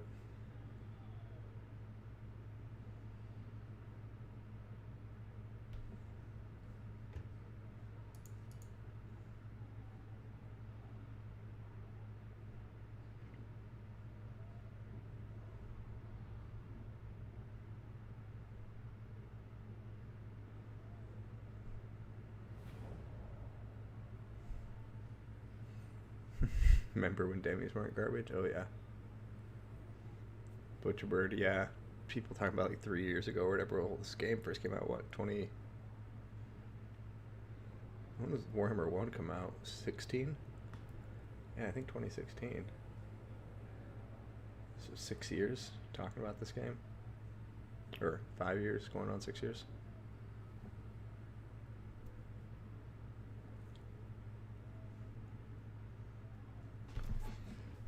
Alrighty, ladies and gentlemen, let's go cover our greenskin army led by our red player, Odium the green one. He is currently down 0-1, fighting to stay alive. Got 3 goblins, Night Goblin, the 8-beak Loomies. Gonna have Orc Biggins, looks like we got 3 of them. We're gonna have a single Orc Boar Chariot. Then we're also going to be taking a look here at Forest Goblin Spider Archers. Looks like we got 4 of them. And 2 units of Stone Trolls. Smiling for the camera. Now going back over here to the leadership, a River Troll Hag, a Goblin Big Boss on a Spider, and Garam the Paunch will be leading it. River Troll Hag will have Mither and Spirit Leech. Goblin Big Boss will have They Need Stabbin'. And Garam the Paunch will disappear before I can get to him, but taking a look at him now, he does have Language of the Boys, the Lucky Banner, and the Great Un is here. Alright, going now to our blue player leading the Forces of Chaos, Ice Power. Got Chaos Marauders for the front line. Looks like we have 4 of them. Make it 5. Going to have on the left flank 2 Marauder Horsemen with some Chaos Knights. Absolutely love seeing them here. Our Kaon the Everchosen is on top of his Warhorse Dorgar. He's got, holy shit. Okay, so Slayer of Kings, Fireball, and then Flamestorm You sexy, sexy beast. Now, up in the air, we do have 2 Exalted Heroes on top of Manticores, both of them just bringing themselves in the Manticores. We got some Throwing Axes, and then 2 more Marauder Horsemen.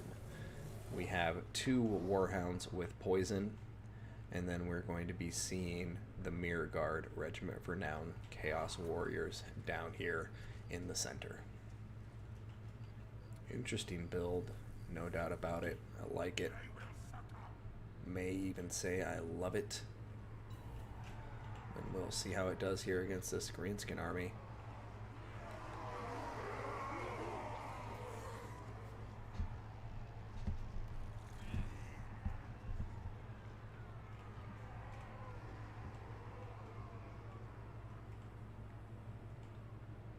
I think you were right, Iron Thunder.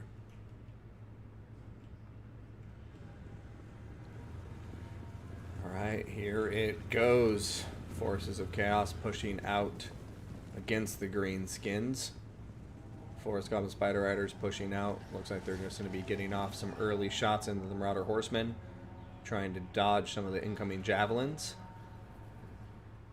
Over here, some of the Chaos Infantry very, very isolated. Looks like the Warhounds, though, coming out to help protect and screen for them.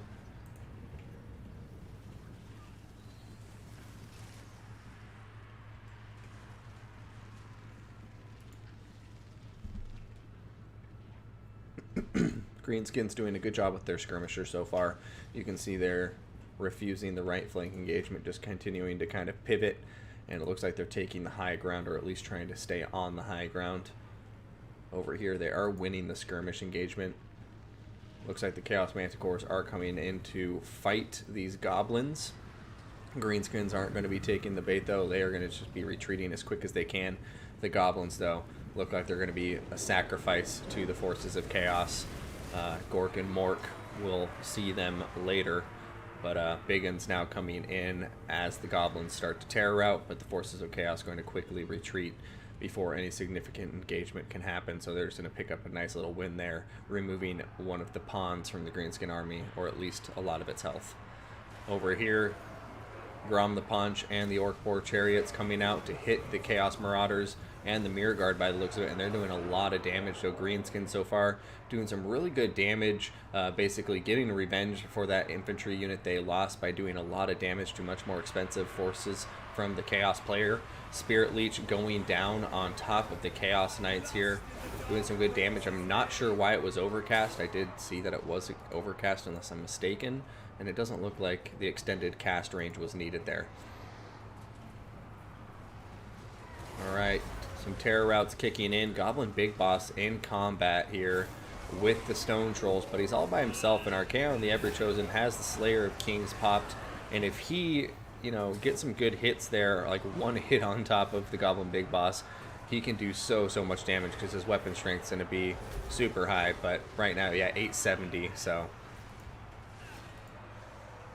But right now, neither force side showing really a sign of breaking here. A flame storm coming in from Archaon the Everchosen, and it's doing some damage, folks. It did some crazy damage, and now it's veering off into no man's land, and in fact, it's going to burn some of the Chaos Marauders and Horsemen by the looks of it. That flame storm has a mind of its own, and it is still going, so an overcast flame storm to be sure. That effect duration was insane. Over here, we do see the Goblin Big Boss losing a lot of health here. Archaon and the Exalted Heroes still doing quite well for themselves. Grom the Punch is in combat, though, and he provides that immune to psychology in the area of effect for all of the units fighting with them. So these terror routes aren't kicking in that I think the Exalted Heroes that Ice Power brought are expecting, and now the Greenskins are really looking dominant here in the field of battle. That overcast flame storm, I think a mistake. Maybe just don't overcast them. Doesn't increase damage as far as I know. Spirit Leech going down on top of one of the Exalted Heroes. Looks like they will be able to escape, though. Marauder Horsemen coming in for a charge on top of the 8-peak loonies, and the Chaos leadership escaping, but they are very, very behind in the balance of power. Not going to lie. They do not have the infantry advantage. They do not have the mobility advantage, and they don't have the hero advantage either. Grom the Punch and the River Troll Hag still doing just fine, and they have regeneration. over here. Here comes another Flamestorm, though. The Greenskins look like they're running away from it. Will it be a good Flamestorm, though? It does look like it's continuing to kind of chase the Greenskin forces, actually. And the Manticore is going to be getting a tear out on top of the Goblin Big Boss. Over here, he's going to be pulling back once again. Chaos Skirmishers starting to regroup, and you know, they're starting to pull this back a little bit. The balance of power, they've definitely made some gains, but we will see if they can keep it up. Over here, Spirit Leech hitting the Exalted Hero, Stone Troll's getting on top of him, and he is having a tough time taking off, getting back into the air and to safety. Looks like he just got his opportunity, though, and his leadership is leveling out. Archaon's still very high health as well. Looks like they're going in for some troll kills now, but Chaos got to be careful. There's no terror routes so long as Grom the Paunch is nearby. One Exalted Hero going down for the count, and it looks like we're going to be going to a tiebreaker here as ODM, the green one, with the Greenskins, is starting to look pretty dominant here on the battlefield and in the balance of power. Still have these Chaos Skirmishers here on the peripheries firing in, but both Exalted Heroes look like they've been dealt with now. This one actually looking like he's going to be able to route out and perhaps live to fight another day. Archaon's still very healthy too. Slayer of Kings has popped, but unfortunately he's retreating, so not really getting the most value out of it.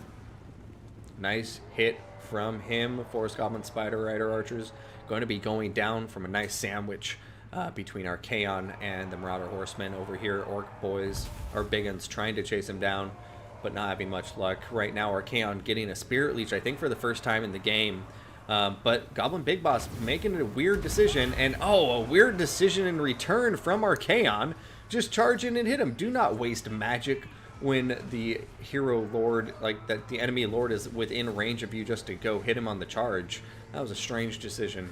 Anyways, don't want to beat a dead horse. Stone Trolls will shatter. Archaon now in a position to be in one-on-one combat with Grom the Paunch, but not for long as more Stone Trolls come in to support, and Grom the Paunch looks like he's going to turn around, get the hell out of here. Flamestorm coming down, though, and oh god, the Greenskins didn't run away from it. Where is it going to go, though? Oh, it's veering off into no man's land, and that was Archaon's kind of like Hail Mary last-ditch effort, is for that Flamestorm to barbecue some Stone Trolls. So gotta respect him for bringing it, but it looks like that will cause him to lose the game, in my humble opinion. I mean, I'm not saying it would have been won without Flamestorm and if he had brought Burning Head, but I think it would have been you know, a lot better for the Forces of Chaos if they had Burning Head instead of Flamestorm. Me orc, me smash. Yeah, Greenskins for the win. We're going to a tiebreaker, ladies and gentlemen, and it's 1-1. That's what it means.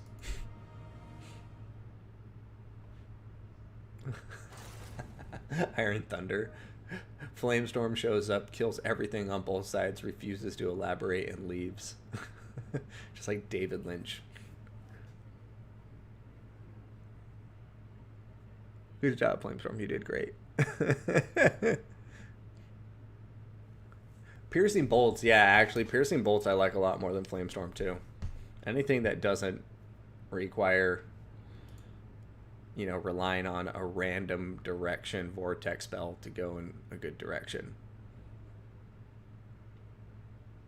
I don't know. I guess it just doesn't seem as good as Banishment or those other ones. But usually you only see Banishment 2 when it's a bound ability. You don't want to waste one's magic on it.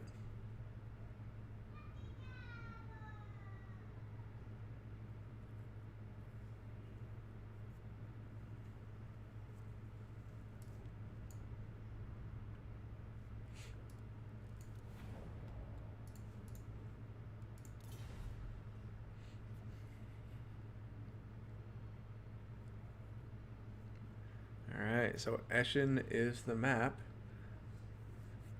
Going to be seen. Odium, the green one, pick 3 factions as the winner of round 2, and he will get to ban 1.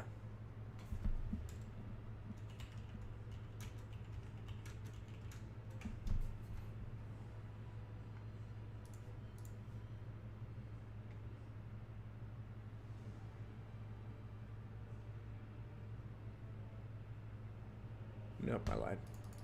There's no ban. Not in my rule set. I forgot.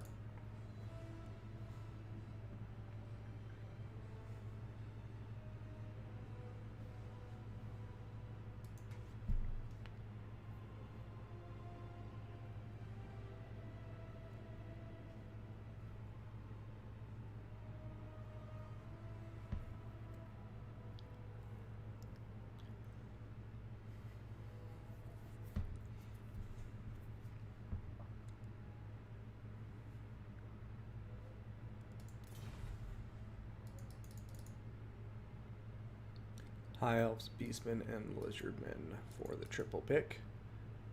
We'll see what Ice Power counters and bans with.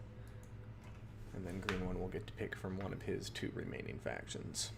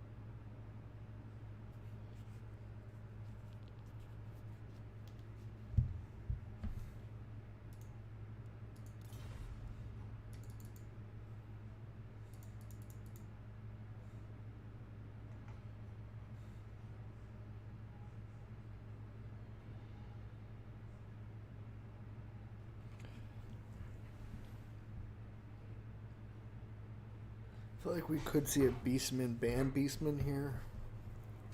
Or a Beastman ban Lizardman. Empire ban Lizardman. Interesting, okay. So he's picking Empire into Beastman, potentially. That's crazy to me. I like Empire versus Lizardman much more.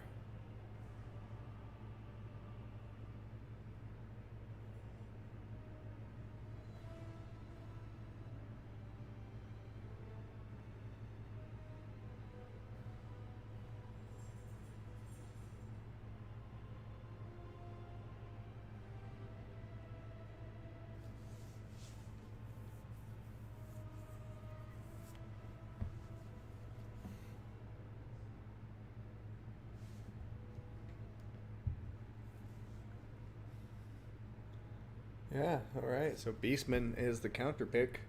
So we're going to have the Empire up against the Beastman for the tiebreaker to decide who goes to the final to face off against Odium Siphos. Will it be an ODM Civil War or XMT versus ODM War?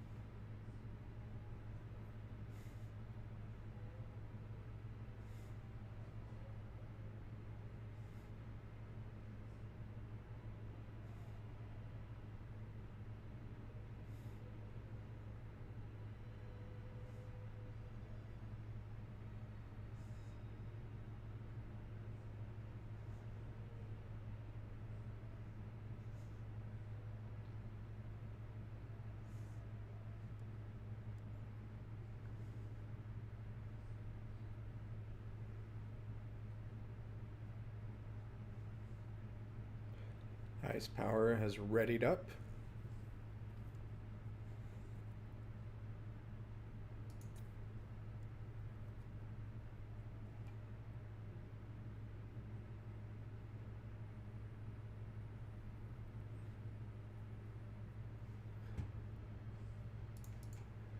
And here we go.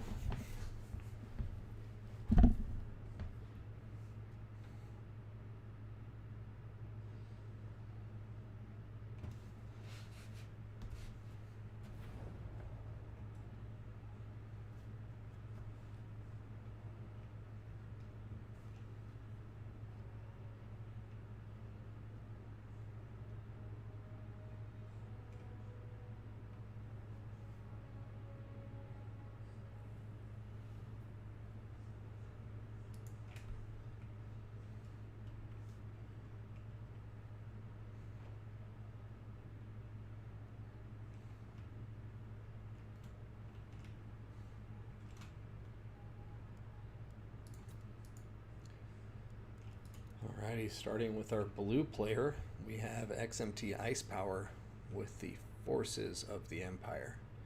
Going to have two swordsmen here, one of which will be the Sigmar Sons. We have Spearmen. Looks like we're going to have three of them with shield, or no, two with shields, and then three without shields. We're then going to have four halberdiers backing them up. Back here we will have some Empire Knights, as well as three War Wagons. We're going to have a Amethyst Wizard with Spirit Leech, a Light Wizard with Shem's Burning Gaze, and then Volkmar the Grim with Grand Soulfire, Banishment, and the Jade Griffin. Now for the red player here, bringing the Beastmen, we have ODM Green one with Ungor Herd vanguarded way up front here. Looks like we have three of them, two Ungor Spearmen Herd with shields. We are going to have Chaos Warhounds, looks like just one of them that I can see. Three regular Centigores, three Centigores with throwing axes. We're then going to have 2 Tusk Gore Chariots here. And then for the leadership, we are going to have a Bray Shaman of Beast on a Tusk Gore Chariot with a transformation of Kadan. And we have Kazrak One Eye here with Apocalyptic Vision, Deadly Onslaught, and the Dark Mail. And he is definitely living up to the name Apocalyptic Vision, because this is a nutty build. We're going to see the balance of power starting out very much in favor of the Beastmen here. And it does look like we have a 4th Centaur and a Chaos Warhound with Poison vanguarded out here, ready to get into the Empire's rear. So, should be a very good match. I think these armies are evenly matched up, in spite of what the balance of power says. But we will see. In comes Shem's Burning Gaze, immediately going after Kazrak the One Eye. Not going to be any healing on him. And I'm guessing the Spirit Leech will be what's on top of him in the near future.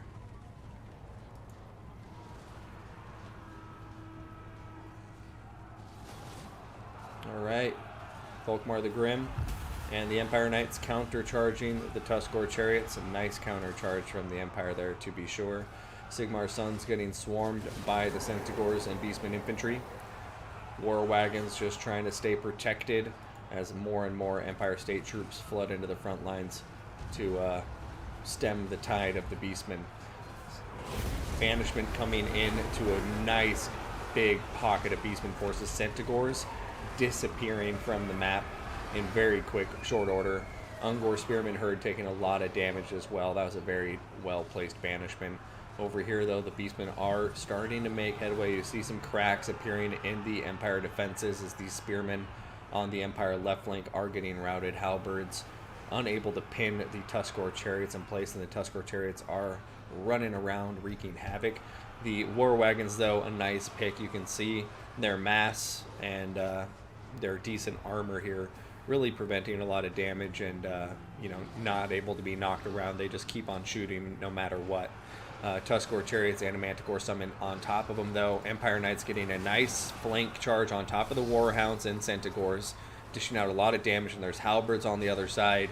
So still anybody's game, far too early to tell. Kazrak, the One Eye, is taking some decent damage, though. He is in combat with some spears, throwing axes, focusing on these War Wagons, a terror route going down on top of them. So 2 of the War Wagons very low health right now.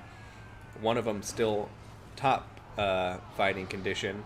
The Spearmen defeating the Ungor Herd. It looks like, as far as infantry engagements, trades are going pretty even, but I think the infantry just has more numbers to outgrind the Beastmen here. We will see, though. The Beastmen actually do have a superior troop count at the moment, and Volkmar the Grim is just getting sandwiched between everything.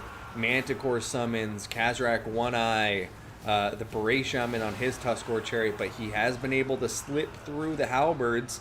Slippery motherfucker that he is. Forgive the language. And there he is, regenerating his health out of combat, ready to dive in for another charge and get a terror out whenever he sees the opportunity. Balance of power is still dead even over here. Centaur is trying to get in on top of the Warhounds, but the state troops, the Spearmen, just piling in with Volkmar, and they should be able to get a pretty quick terror out there. Centaur's going to be the victim of a Grand Soulfire unless they retreat quickly. It looks like a couple of them still going to take some damage there on the retreat. So right now, balance of power still in favor of the Beastmen. I would like to see this Light Wizard get a bit closer when he's shooting off those Shem's Burning Gazes, just to get the direct hit, full impact damage, just shoot directly down on top of them. Right here, we see a Banishment coming in that has the potential to do a lot of damage or a lot of friendly fire, depending which direction it goes. So far, not really going in the best directions for the Empire. Looks like it may be going right to the Sigmar Sons. Is it going to run out before it hits them, though? Oh, it's just barely whiffing them. And it's going to kind of peter out before it really does much of anything. Over here, Centaurs dominating the Swordsmen. This is a slugfest. But oh, look at this terror route kicking in on top of Kazrak the One Eye. That is huge. He does have much better speed than Volkmar, so Volkmar won't be able to chase him, but it does look like the Light Wizard is being sent on a mission, perhaps, to keep him running. And you can see right here, oh, Shem's Burning Gaze going in, doing some very nice damage. Light Wizard just needs to chase him, and suddenly balance of power is looking a lot better for the Empire. Still in favor of the Beastmen, but Volkmar the Grim is unbreakable. He does have regeneration, and he hasn't hit his healing cap. He has 500 HP, and it's going up, and it looks like he's able to get these terror routes here that are just causing a ton of problems for the Beastmen army. And now we have these tattered Empire Knights, but tattered Empire Knights can still chase a Bray Shaman off the field. And this looks like it's going to the Empire now. Oh no, what are you doing? The Bright Wizard. Okay, never mind. It looks like he forgot the attack order to stay on top of Kazrak, but here comes the Shems Burning Gaze. Kazrak the One Eye. It's going to be now Kazrak the Dead Eye. That was a stupid joke. Anyways, Centaur is really the only hope for the Beastmen to bring this back, and they're running out of time. If these throwing axes can kill Volkmar, Beastmen can still win this, no doubt in my mind. But I don't know if they can kill Volkmar at this stage. He's regenerating, he's almost back to 1,000 HP, and he just has so much infantry that's just running defense for him. And you can see he's just juking and dodging and diving and dipping. He's just slippery guy. Over here, war wagons are now back in play too. Throwing axes trying to eliminate them as quickly as possible, but they're doing the same thing as Volkmar. And just, running behind the infantry screen. And the balance of power now is very much against the Beastmen. And I think we're going to be seeing Ice Power heading to the final after a very close match in this tiebreaker against ODM, the green one. But GG, well played to both of these guys. Holy hell. Grand Soulfire going in, doing some nasty damage. And there are army losses. And that's a GG.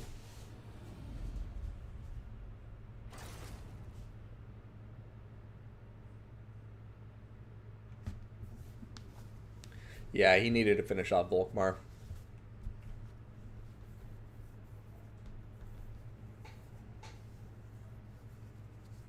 Yeah, Volkmar just won't die. Yeah, I think he had the opportunity to kill Volkmar. I think that was just a little bit of a lack of fire discipline from the Centaurs. I think he needed to make sure they were targeting Volkmar for most of that match.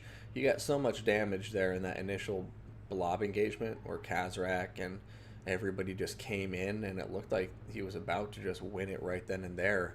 But then Volkmar stayed alive, was able to lead him to victory after, the terror routes went in. Shout out to our Empire player for keeping those key leadership units from the Beastmen army routing until they got off the map or were killed.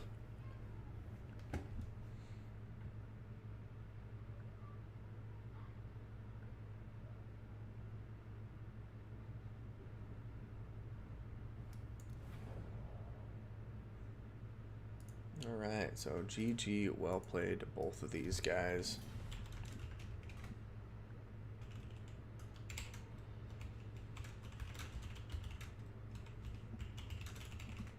Alright, and Cyphos, if you're still in the chat, because I did just see you comment recently, we'll just stay in this lobby, and you guys can join in here for the final.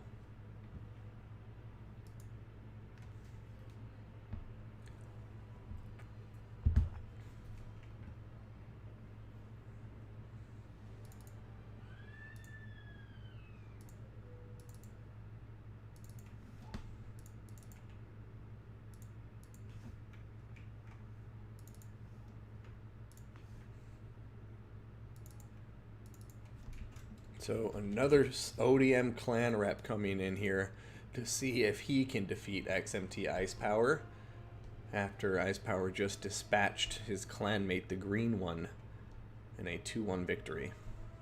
Very close tiebreaker, though.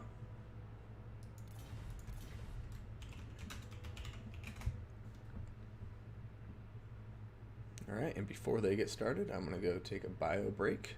Y'all sit tight, and we will be getting into the best of 3 final in just a moment.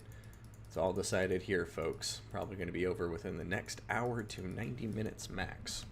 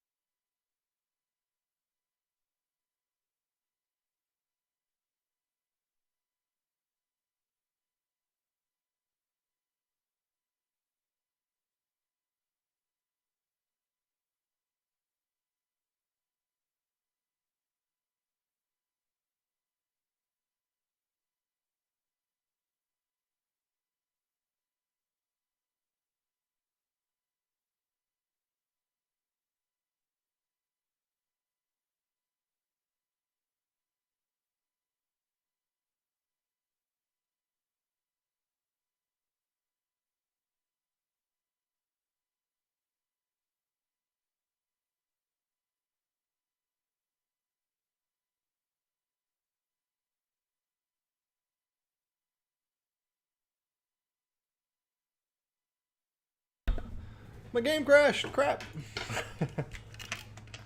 Sorry about that, everybody. I don't know when it crashed. Hope it wasn't long. Maybe you're just looking at a blank screen, but we're getting back to it right now.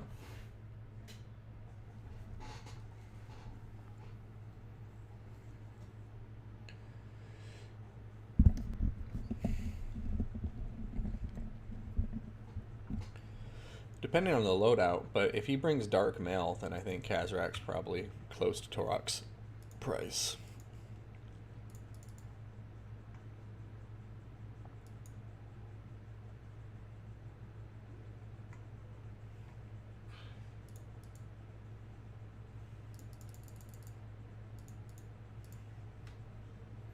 No, hold on, I need to go turn on the sound again too.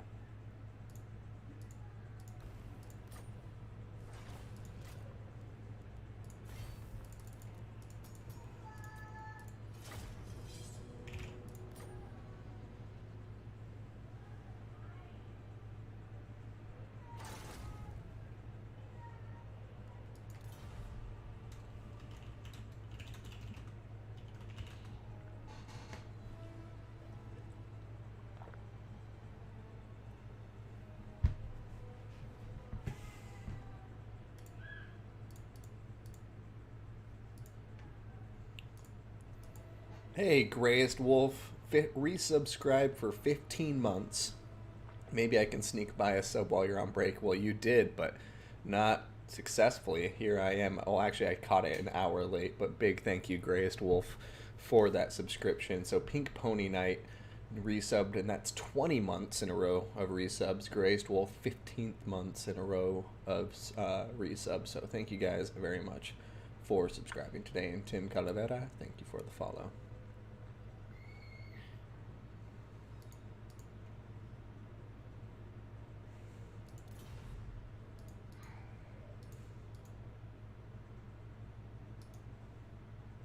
Wait a minute, I thought it... What happened? I don't know why I just had a brain fart. They haven't played their first round, yes? No.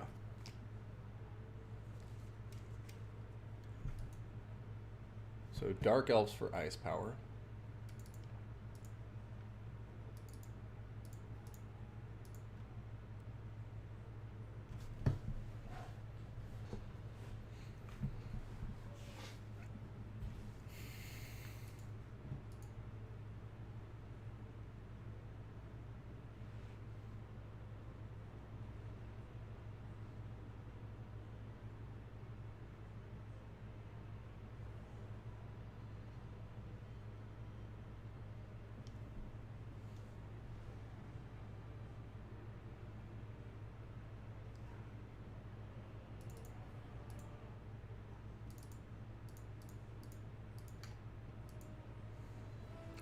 Summer Song, Dark Elves versus Wood Elves.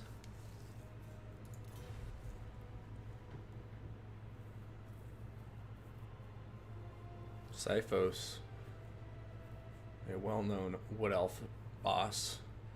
Ice Power, needing no introduction with his Dark Elf skills.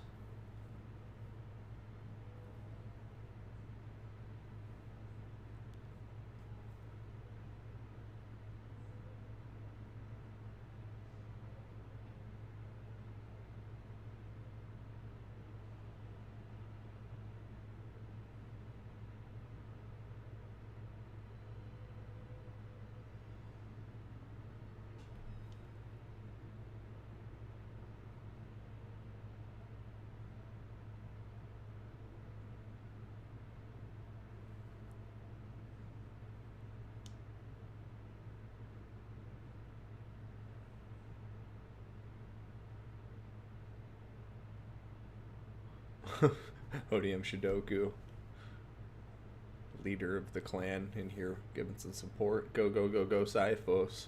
Master of Calzone. I didn't know he was Master of Calzones. Hey, Chosen One, good to see you too, mate.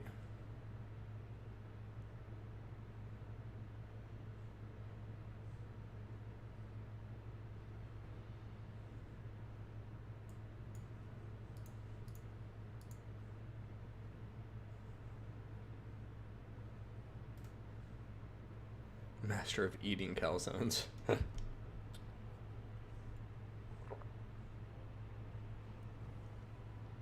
Alright, Ice Power has readied up, just waiting on ODM Syphos. And then we're going to get into a very nice, peaceful, high elf map.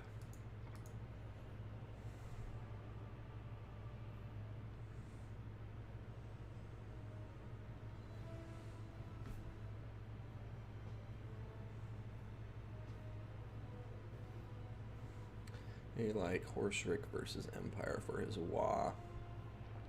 And he dumped his Volkmar for 1400 gold. Yeah, Hippopotamus. Imric on his horse is wonderful. And his Wa, what is it, plus 24 melee attack and fear imbued across the entire army map wide. Pretty awesome.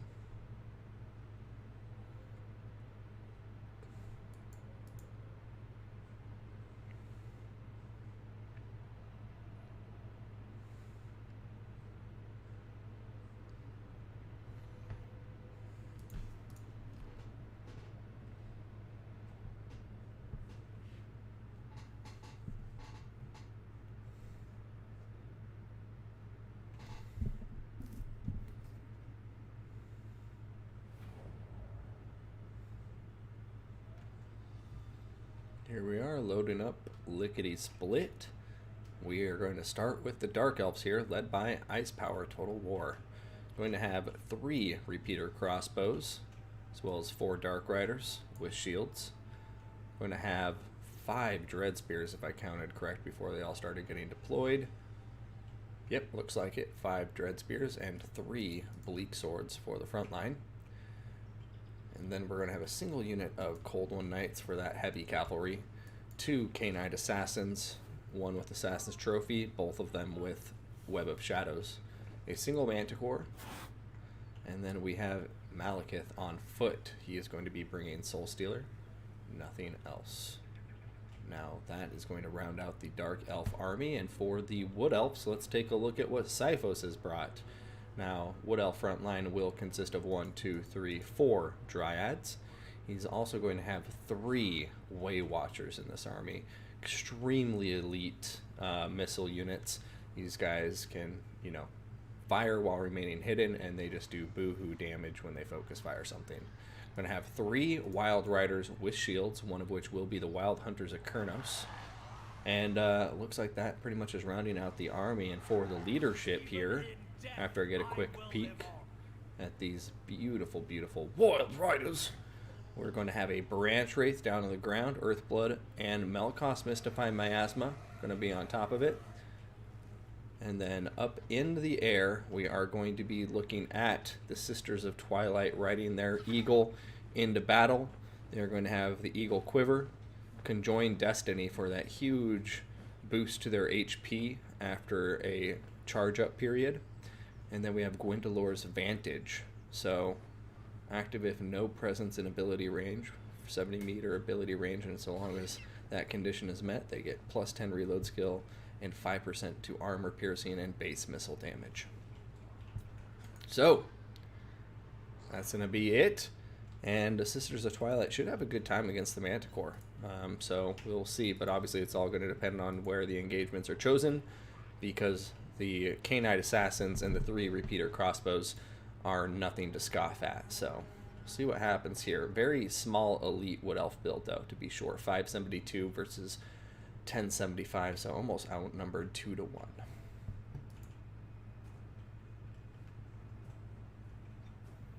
Alright, Sisters of Twilight coming in. Going to be firing at the infantry right away.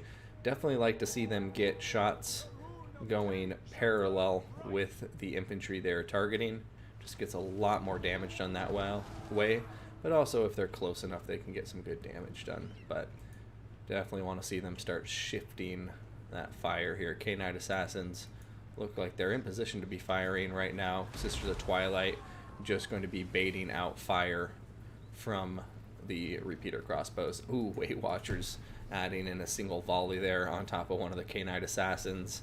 And it looks like Wood Elves are not messing around. They are just going to try and snipe down the Dark Elf Lord and heroes and delay combat for as long as possible, which is the smart move. They have Wild Riders for cycle charge engagements And they have these Dryads. It looks like they're kind of pushing for the left flank now, refusing the right flank engagement from the Dark Elves, which is a smart play, because if they can get the Dark Elf player here, Ice Power, kind of discombobulated, which, it's going to be difficult when he's such a good player. But if they can do that, then, they're going to find themselves some nice opportunities to get these huge cycle charges in and to punish blobs with big volleys. Over here, a Soul Stealer coming down on top of the Wild Hunters of Kurnos.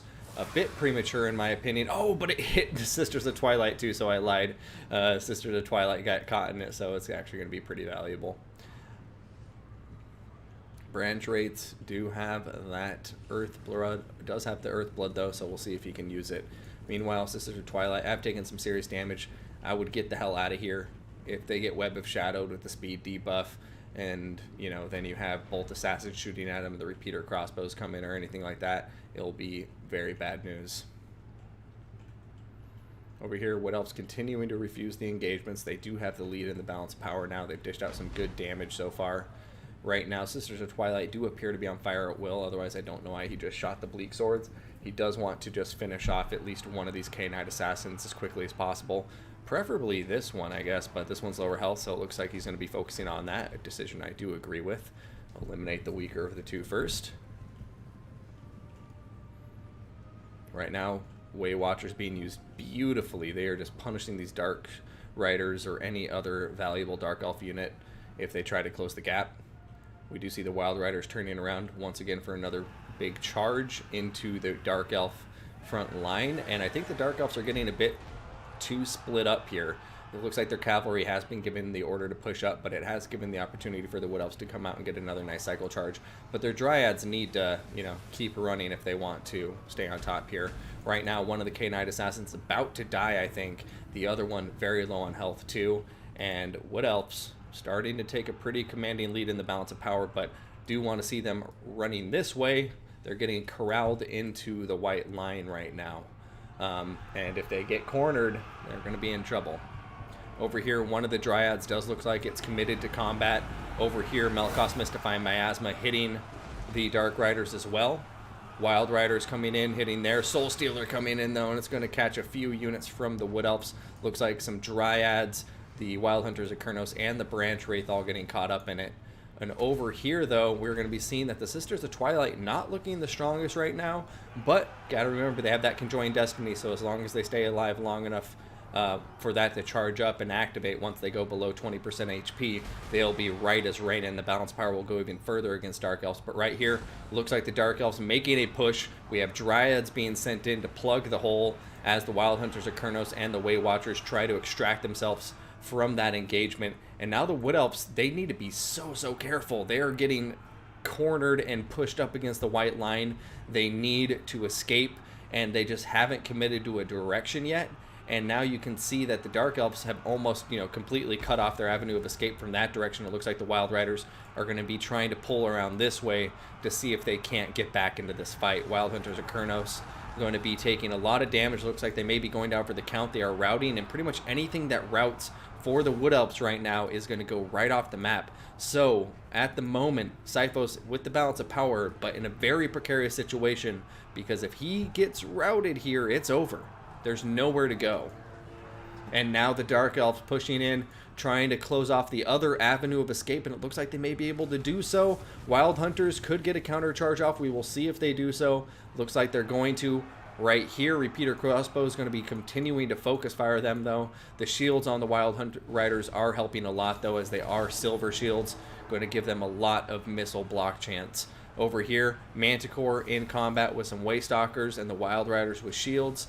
But Dark Elf starting to bring the balance of power right back into their favor. Gonna have to see what happens from here. Right now, shotgun fire being used on the Manticore, a huge mistake. Over here, Assassin's Trophy going down on top of the Sisters of Twilight, which is kind of a non-factor for them. But what isn't a non-factor is that the Sisters of Twilight are wasting way too much ammunition on, miscellaneous targets, when there's a lot of important targets they could have eliminated by now, namely the K-Knight Assassin. So right now, it looks like the Dark Elves are going to pull this back and win it after a strong start from the Wood Elves, but then they got cornered. They didn't have an avenue of escape, and that's a GG. So well played to Ice Power, keeping his eye on the prize, keeping the pressure up on the Wood Elves. And I just think Syphos there really didn't... He was getting the damage done he needed to. He just wasn't prioritizing as well as he needed to, which is a rare thing to say when it comes to Syphos because he's such a strong player. Over here, Manticore, Sisters of Twilight going after it, but a Terror route going in and Army losses going to kick in shortly. GG, well played. Ice Power taking round 1 of this best-of-3 final. He did take Conjoined Destiny. I don't know what was happening there. If he like went low enough health too late and then the game ended before it kicked in, but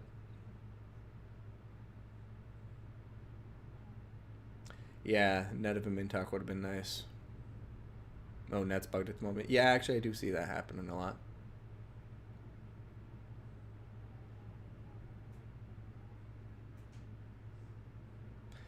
If you are out of range and give attack order, it auto-fires the closest target. Oh, my bad. I didn't know that. That's a bummer. Well, in that case, my apologies to Syphos when he watches this. The Way Watchers did get a lot of crazy good damage done.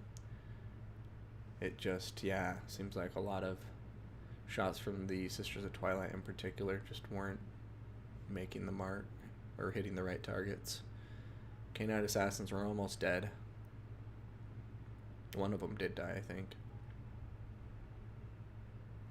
Yeah, I mean, they gave the Dark Elves a bloody nose, dished out a lot of damage, but at the end, just the numerical advantage was too much. And I do think the formation for the Wood Elves wasn't the cleanest in that, you know, kite play initially. I think he needed to... I just don't feel like the Dryads got very clean engagements there.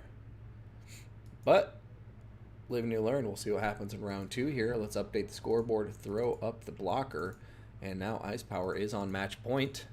Is he going to take a 2-0 victory, or is Odium Syphos going to come back and bring it to a tiebreaker?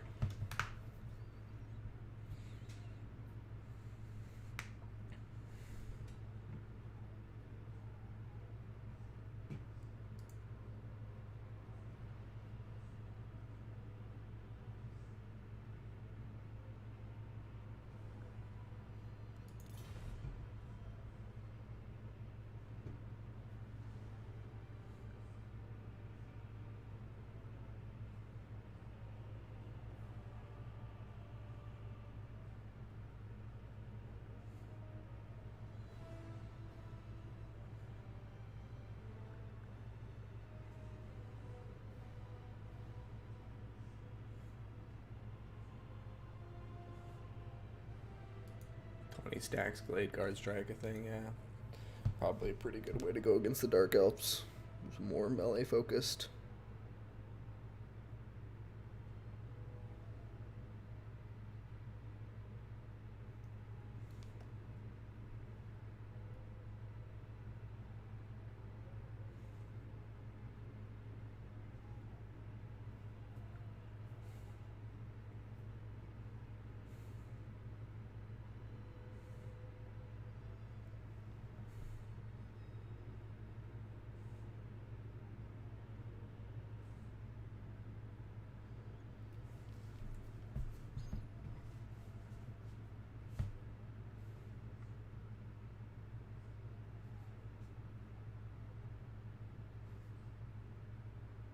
Oh, that's a weird Viking.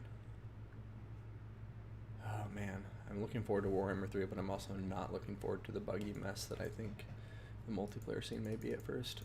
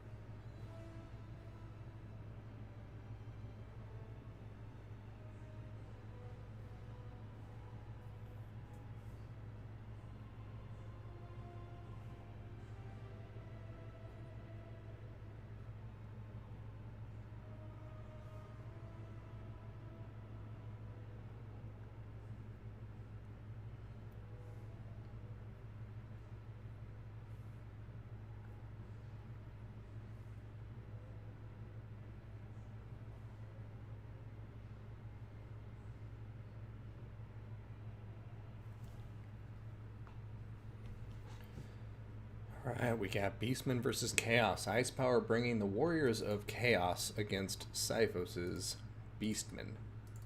This will be round 2, and it is match point for XMT Ice Power. And yeah, Viking, probably going to be a balance mess-wise, but as long as Game 3 it releases without some of these bugs, spell bugs and stuff that Game 2 have, I will be very, very happy.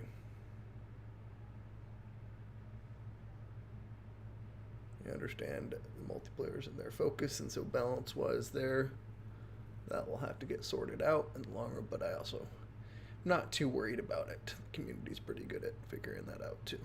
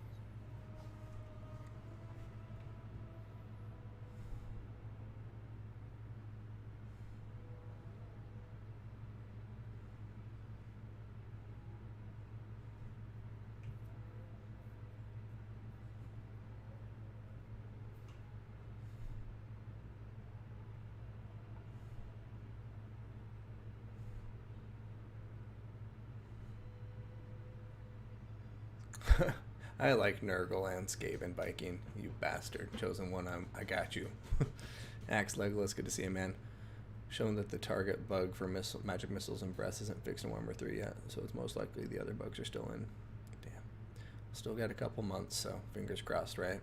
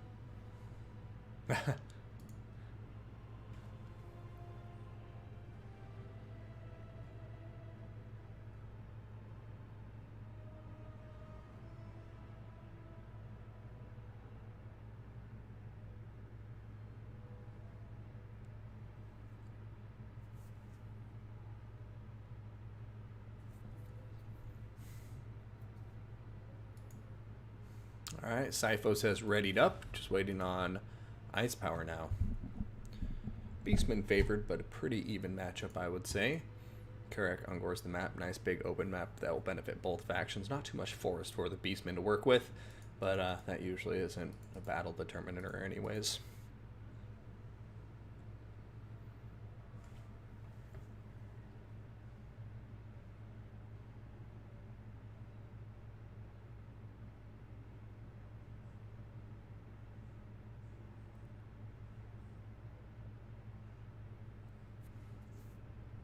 And here we go, ladies and gentlemen, removing that army blocker. Match point for XMT Ice Power. Will Odium Syphos bring this to a tiebreaker, or is it going to be a clean sweep for XMT Ice Power? Now starting with our red player, the Beastmen being led by Sifos. We are going to be seeing 1, 2, 3, 4 units of Ungor Spearman Herd. Looks like 2 with shields, or 3 with shields, 1 without. We're going to have a healthy number of chariots here. Looks like 2 Tuskor chariots, a Bray Shaman of Wild on a Tuskor chariot with Traitor Kin. We are going to be looking here at poison throwing axes, regular unit of throwing axes, 2 Centigors, Chaos Warhound with poison, and then we are going to have a lot of Minotaurs. Now, these Minotaurs, the Regiment of Renowned Butchers of Kalkengard, haven't seen them in a hot minute. I'm happy to see them. They're a wonderful unit. Regeneration, they cause terror. We do have Gorbull and Torox the Brass Bull here as well with their usual kits, and they are going to be ready to smash the Chaos forces to pieces. But what do the forces of Chaos have? We got Marauder Horsemen,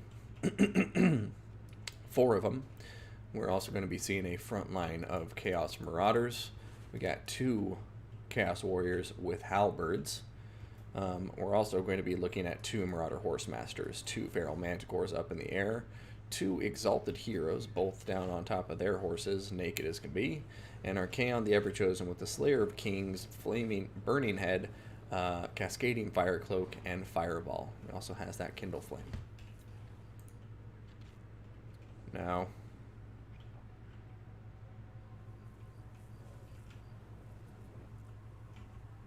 Doomsday Chaos Force going up against the Beastly Beastmen. And both of them have a lot of hitting power in their hero squads.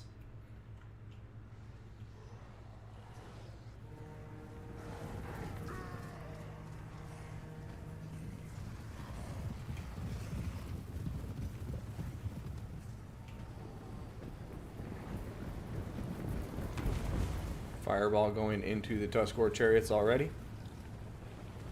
Not going to do too much damage. Alright, taking a higher level view. Forces of Chaos coming out to get some skirmishing done. Looks like they're going right after Gorbull.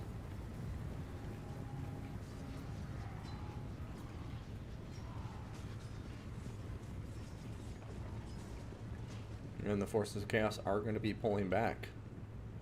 Great sense of alacrity right now. Beastmen just gunning it, trying to close the distance and get on top of them. They do have the lead in the balance of power. Troop counts are relatively even. Butchers of Kalkengard are going to turn around. As long as they're facing the missiles, they do have that 55% block chance with their silver shields. But it looks like they're rejoining Gorbull and Torox.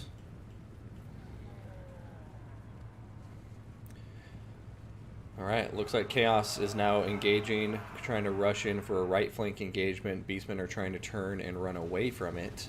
Looks like Centigors are going to interrupt the Chaos Marauders. And now Torox and the Chariot Squad going right after this Marauder. They're going to be broken in just mere moments. Over here, Burning Head going down, but the Beastmen broke through quickly enough to avoid it. Looks like it's still going to come through here, maybe do some damage to these Ungor Spearman Herd. Yeah, going to clip them, but overall, Beastmen, very nice play there, just smashing through that unit of Chaos Marauders, and now they're in the back line. They are getting in combat with both halberds at once, though, maybe a risky decision. We are going to see Cascading Fire Cloak going down on top of one of the halberds, and Archaon and the Exalted Heroes are all in here, but Traitor Kin going down. It's going to be upgraded for increased damage. And Chaos not looking too great right now. I have to be honest, I think Beastmen looking like they're in a really strong position as they just push through so hard. They are just mopping up the Chaos Infantry left and right. It's insane.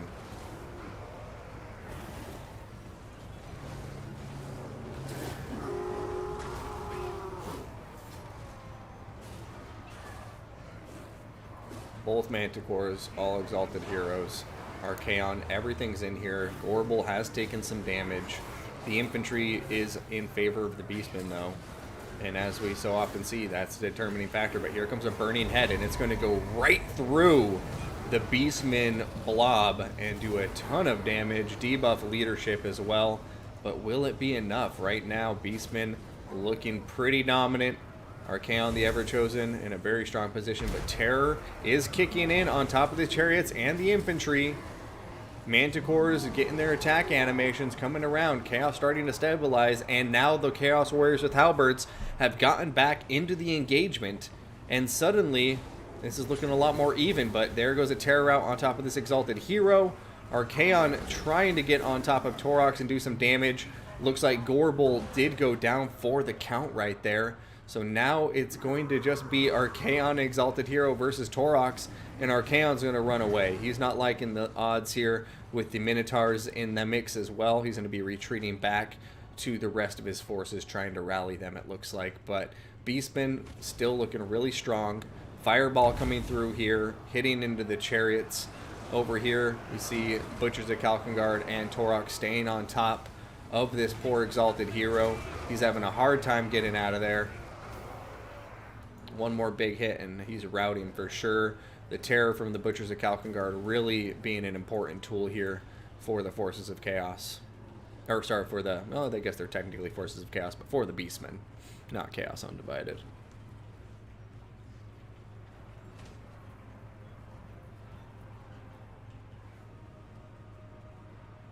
Alright, Beastmen trying to skirmish their way back into this. Got to keep in mind, they have killed off the Gorbel.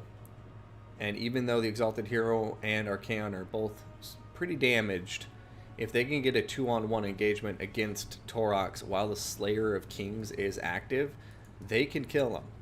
So this isn't over. I think the Beastmen do have a pretty distinct advantage, but Marauder Horsemen coming in here, starting to get some little poke damage, and oh no! Exalted Hero, what are you doing?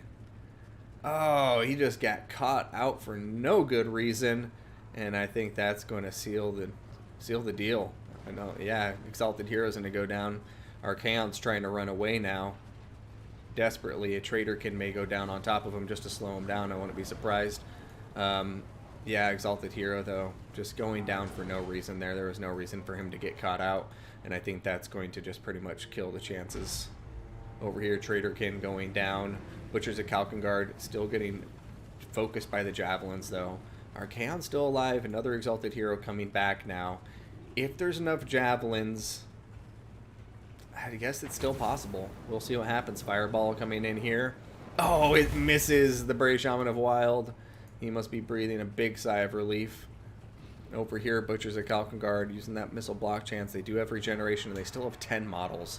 So those guys aren't even close to going down yet. And unless the Beastmen, or sorry, the Forces of Chaos can shut them down for good here, they're out of it. Over here, Exalted Hero timing into combat with the Brave Shaman of Wild, but he's going to be turning around, running before the Butchers of Kalkengard in there get in to start causing some terror.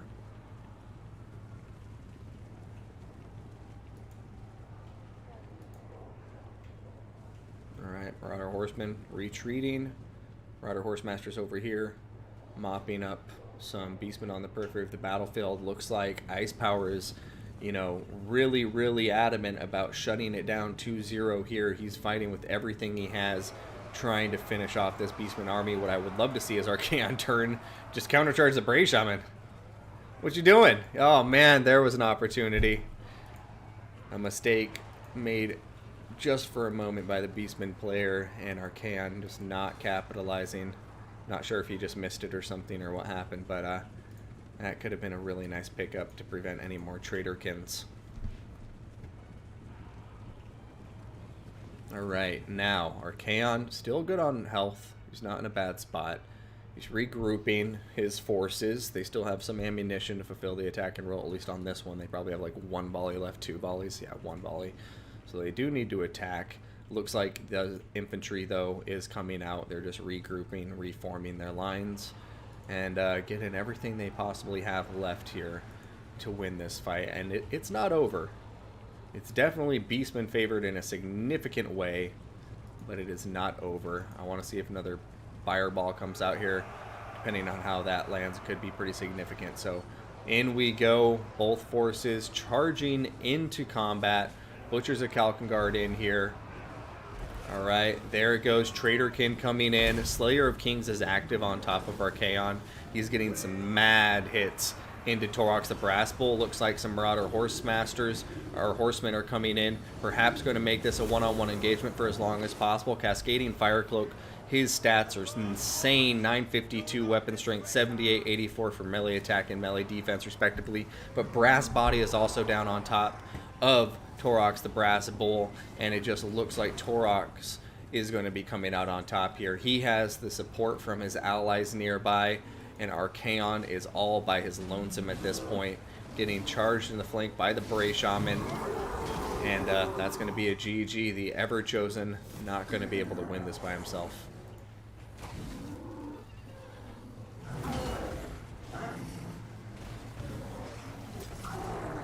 Well, another hit. Horsemasters coming in with the rear charge. More Horsemasters coming in. Another Cascading Fire Cloak on top of Archaon, but Army Loss is kicking in. That's a GG. Well played. Syphos ties it up 1-1.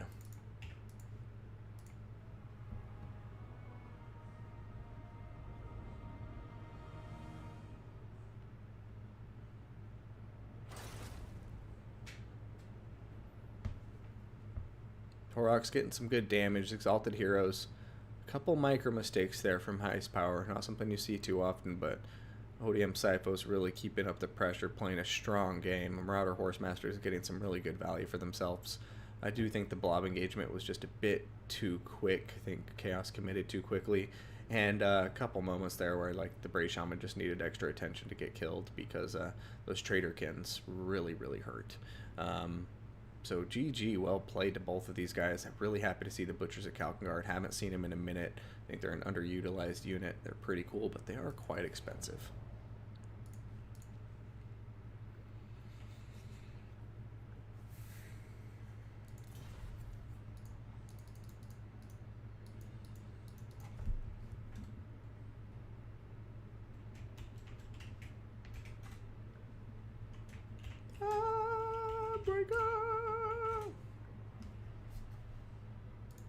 And the map is Shagrith Strand.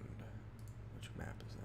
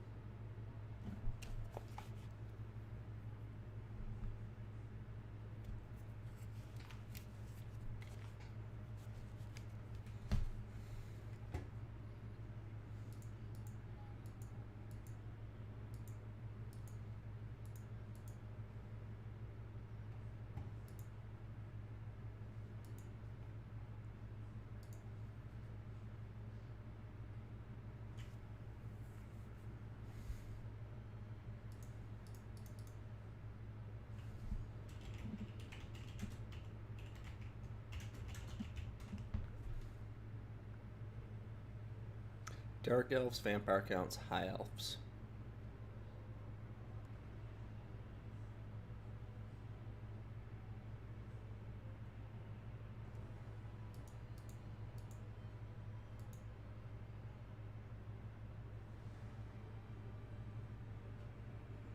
I don't really recognize this map.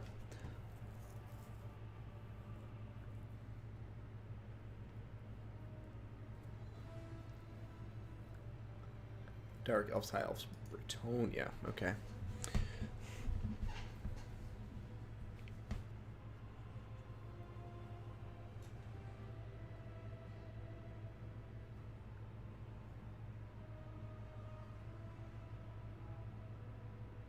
For the lazy. Yeah, he's an elf and a Britonia main.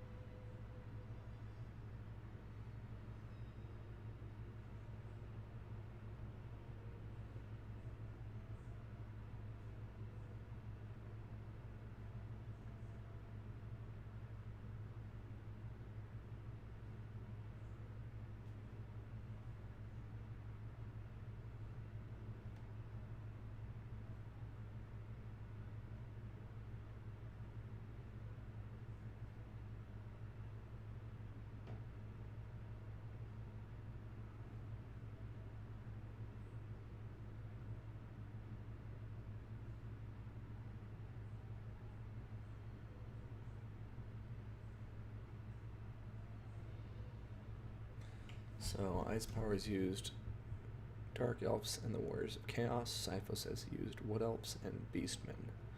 Looks like Ice Power may be bringing the Beastmen here. A good pick into pretty much all of the factions Syphos is listed. I'm curious to see what Syphos brings if it is confirmed to be Beastmen. And it is Beastmen banning Dark Elves. So it's either going to be High Elves or Britonia. I think I'd prefer Britonia into the Beastmen, but either way, I think Syphos will have his work cut out for him. Ice Power, a very good Beastman player, and Beastmen just a very strong faction in the current meta, as we all know.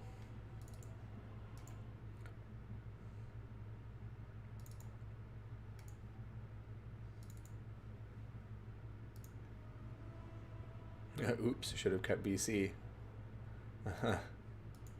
Yeah, Vampire Counts would have been a bit better there.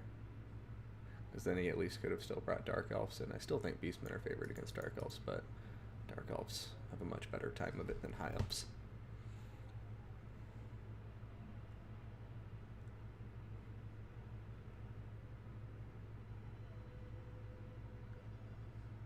Oh, High Elves is confirmed by Syphos. I was kind of hoping that. I don't think we haven't seen High Elves yet today. And I do like me some High Elves.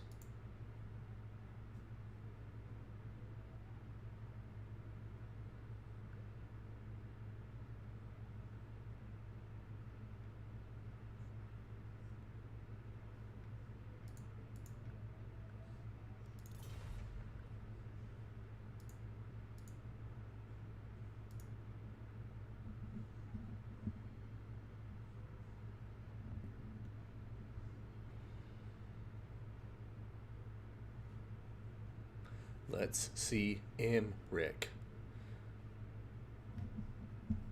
Imric can dumpster Torox the Brass Bull in a one-on-one fight because Torox does fire damage, and Imric, as the Dragon Prince himself, is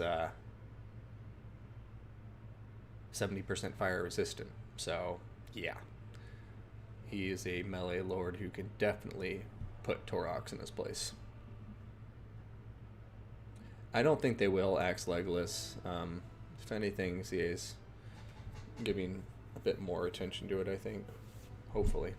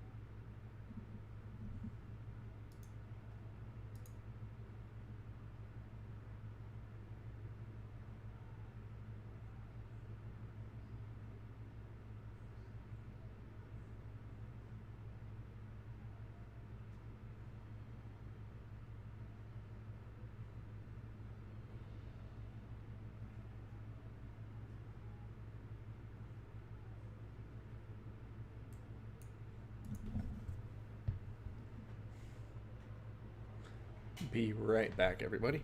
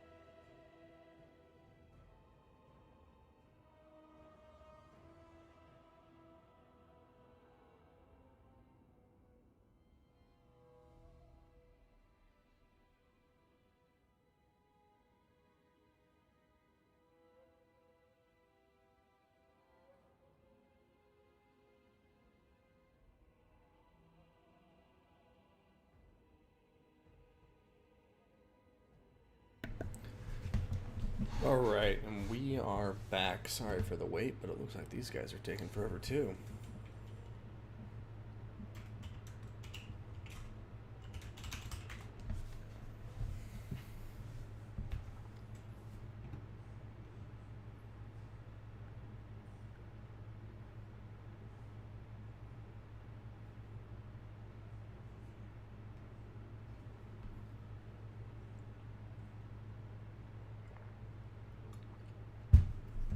And here we go.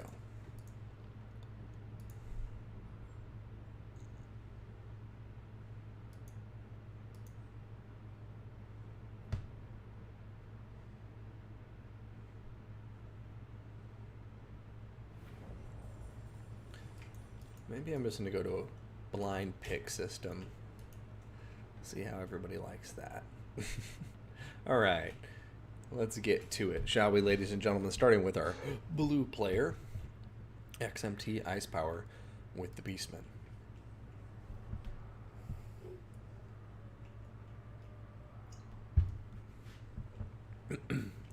Frontline will consist of Ungor Spearman Herd, 5 of them without shields. Got 3 Ungor Raiders backing them up, 2 Razor Gore Herd, 2 Centigores, single Centigore with throwing axes, 2 Feral Manticores up in the air.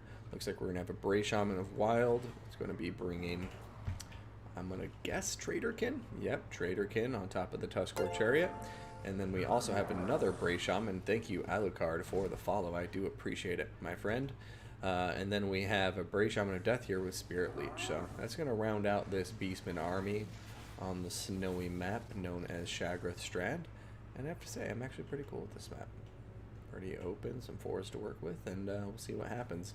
Meanwhile, the forces of the High Elves going with some defensive geometry. They're at a deficit in the balance power already, and they are outnumbered almost 2 to 1. Going to be seeing Silver and Guard. Looks like 1, 2, 3, and 4, and 5. So 5 Silver and Guard, very elite. 3 Lothran Sea Guard with shields. We're going to have a single Eagle Claw Bolt Thrower. We got Tyrion with Stand Your Ground, Sunfang, a Lore Master of Hoeth here, going to be bringing Earthblood and Spirit Leech. Up in the air, we're going to have a Flamespire Phoenix. Actually, we're going to have 2 of them.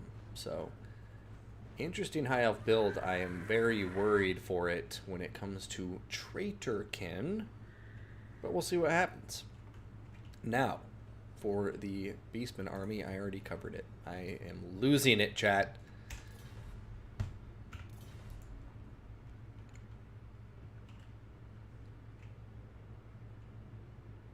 Yeah, Taurox against these Flamespire Phoenixes is going to be hilarious. Because the Flamespire Phoenixes, yeah, 70% fire resist. I don't know if Tyrion... Does Tyrion have that 70% too? 45%. So yeah, he's not as good as Imric in my humble opinion. But we'll see what happens. Well, this is the ace match, so chances the dwarf in this series is now 0. Morgoth. Yeah, just need some Dowie cannonballs in this Beastman versus High Elf matchup. No, it would be a twist ending if a whole line of Dowie cannons just appeared out of the forest.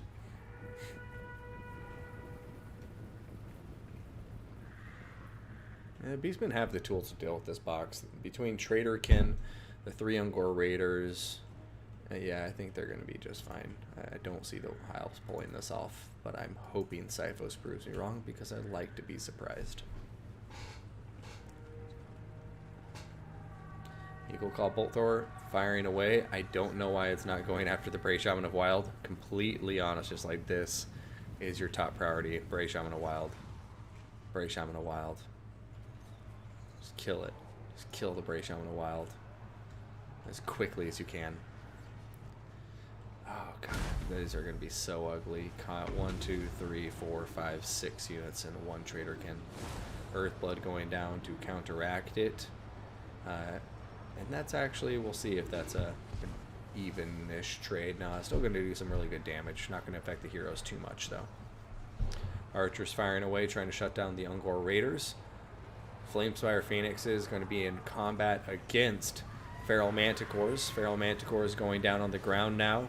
Going to be hitting that Flamespire Phoenix. Flamespire Phoenixes don't have any armor to speak of, so not going to be the best engagement for them against Manticores, as the Manticores do actually have better weapon strength. The Flamespire Phoenixes just have the benefit of armor piercing. Sunfang going down, doing some nasty damage. Centigore's trying to break through. It looks like they're doing a pretty good job of it. Over here, Tyrion and a Flamespire Phoenix in combat with Torox, the Brass Bull. Spirit Leech going down on Torox, and he's taking some serious damage already. Tyrion coming out to chase him, but then turning back around. Over here, Bray Shaman is now in the mix. If the High Elves can catch the Bray Shaman, but it looks like he's just going to pull out of there. No problem. Balance of power continuing to go against the High Elves at the moment. Over here, Terror kicking in on top of the Silvering Guard as the Manticores rampage in their lines. And the Flamespire Phoenix wavering at the moment. The High Elves, looking like they may be able to get some routes here. Manticores are rampaging with Silvering Guard and Lothran Sea Guard nearby. Flamespire Phoenix, though, one of them is already routing, the other one not looking too good, getting a Spirit Leech on top of it now. We will see if either of them can get their Rebirth ability or not. Just to refresh my memory on the Fiery Rebirth, what it is. So it has to be below 10% HP, and then it has a chance of doing it or a chance of instantly dying. And Syphos is going to concede defeat.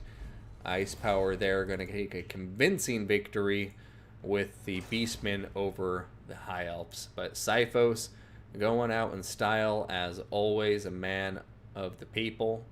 But yeah, I just think that very small boxy build, just not the way to go against the Beastmen, especially with the Traderkin being in such a good place right now. It is just one of those spells like Soul Stealer, where if there's a bunch of units or final transmutation, if it's just a big dense blob like this in their direct damage spells without a cap on how many units they can hit, it's going to be disgusting.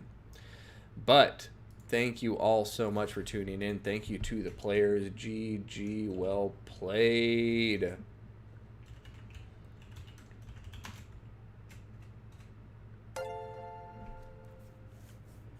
Hey, Hippie1982, thank you so much for the follow, man. I appreciate it. Elven shields and armor. Yeah, Ungor Raiders. Even with shields and armor, Ungor Raiders unimpeded. It does a lot of damage over time. Yeah, it had one Earthblood Viking. It had the Swordmaster with the Earthblood. Or the Lore Master of Hoeth, I mean. As if they were giving birth.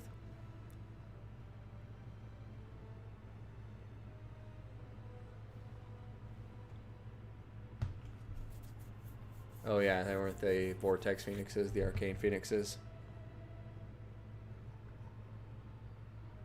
Yeah, I mean, for me, it's a build where I would go against the Beastmen. I think it's a tough matchup period, but I'd go with Imric and a lot of cavalry, but no surprise there. That's just what I do.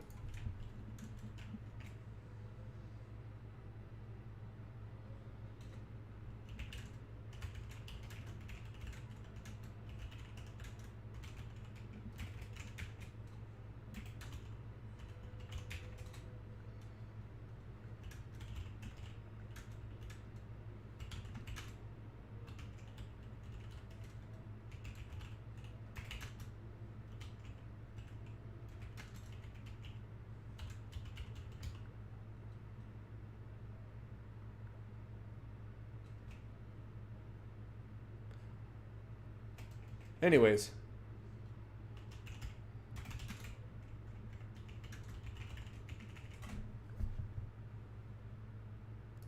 Dogs are delicate, and there's a strong lack of beard, spoken by a true dwarf Morkoth.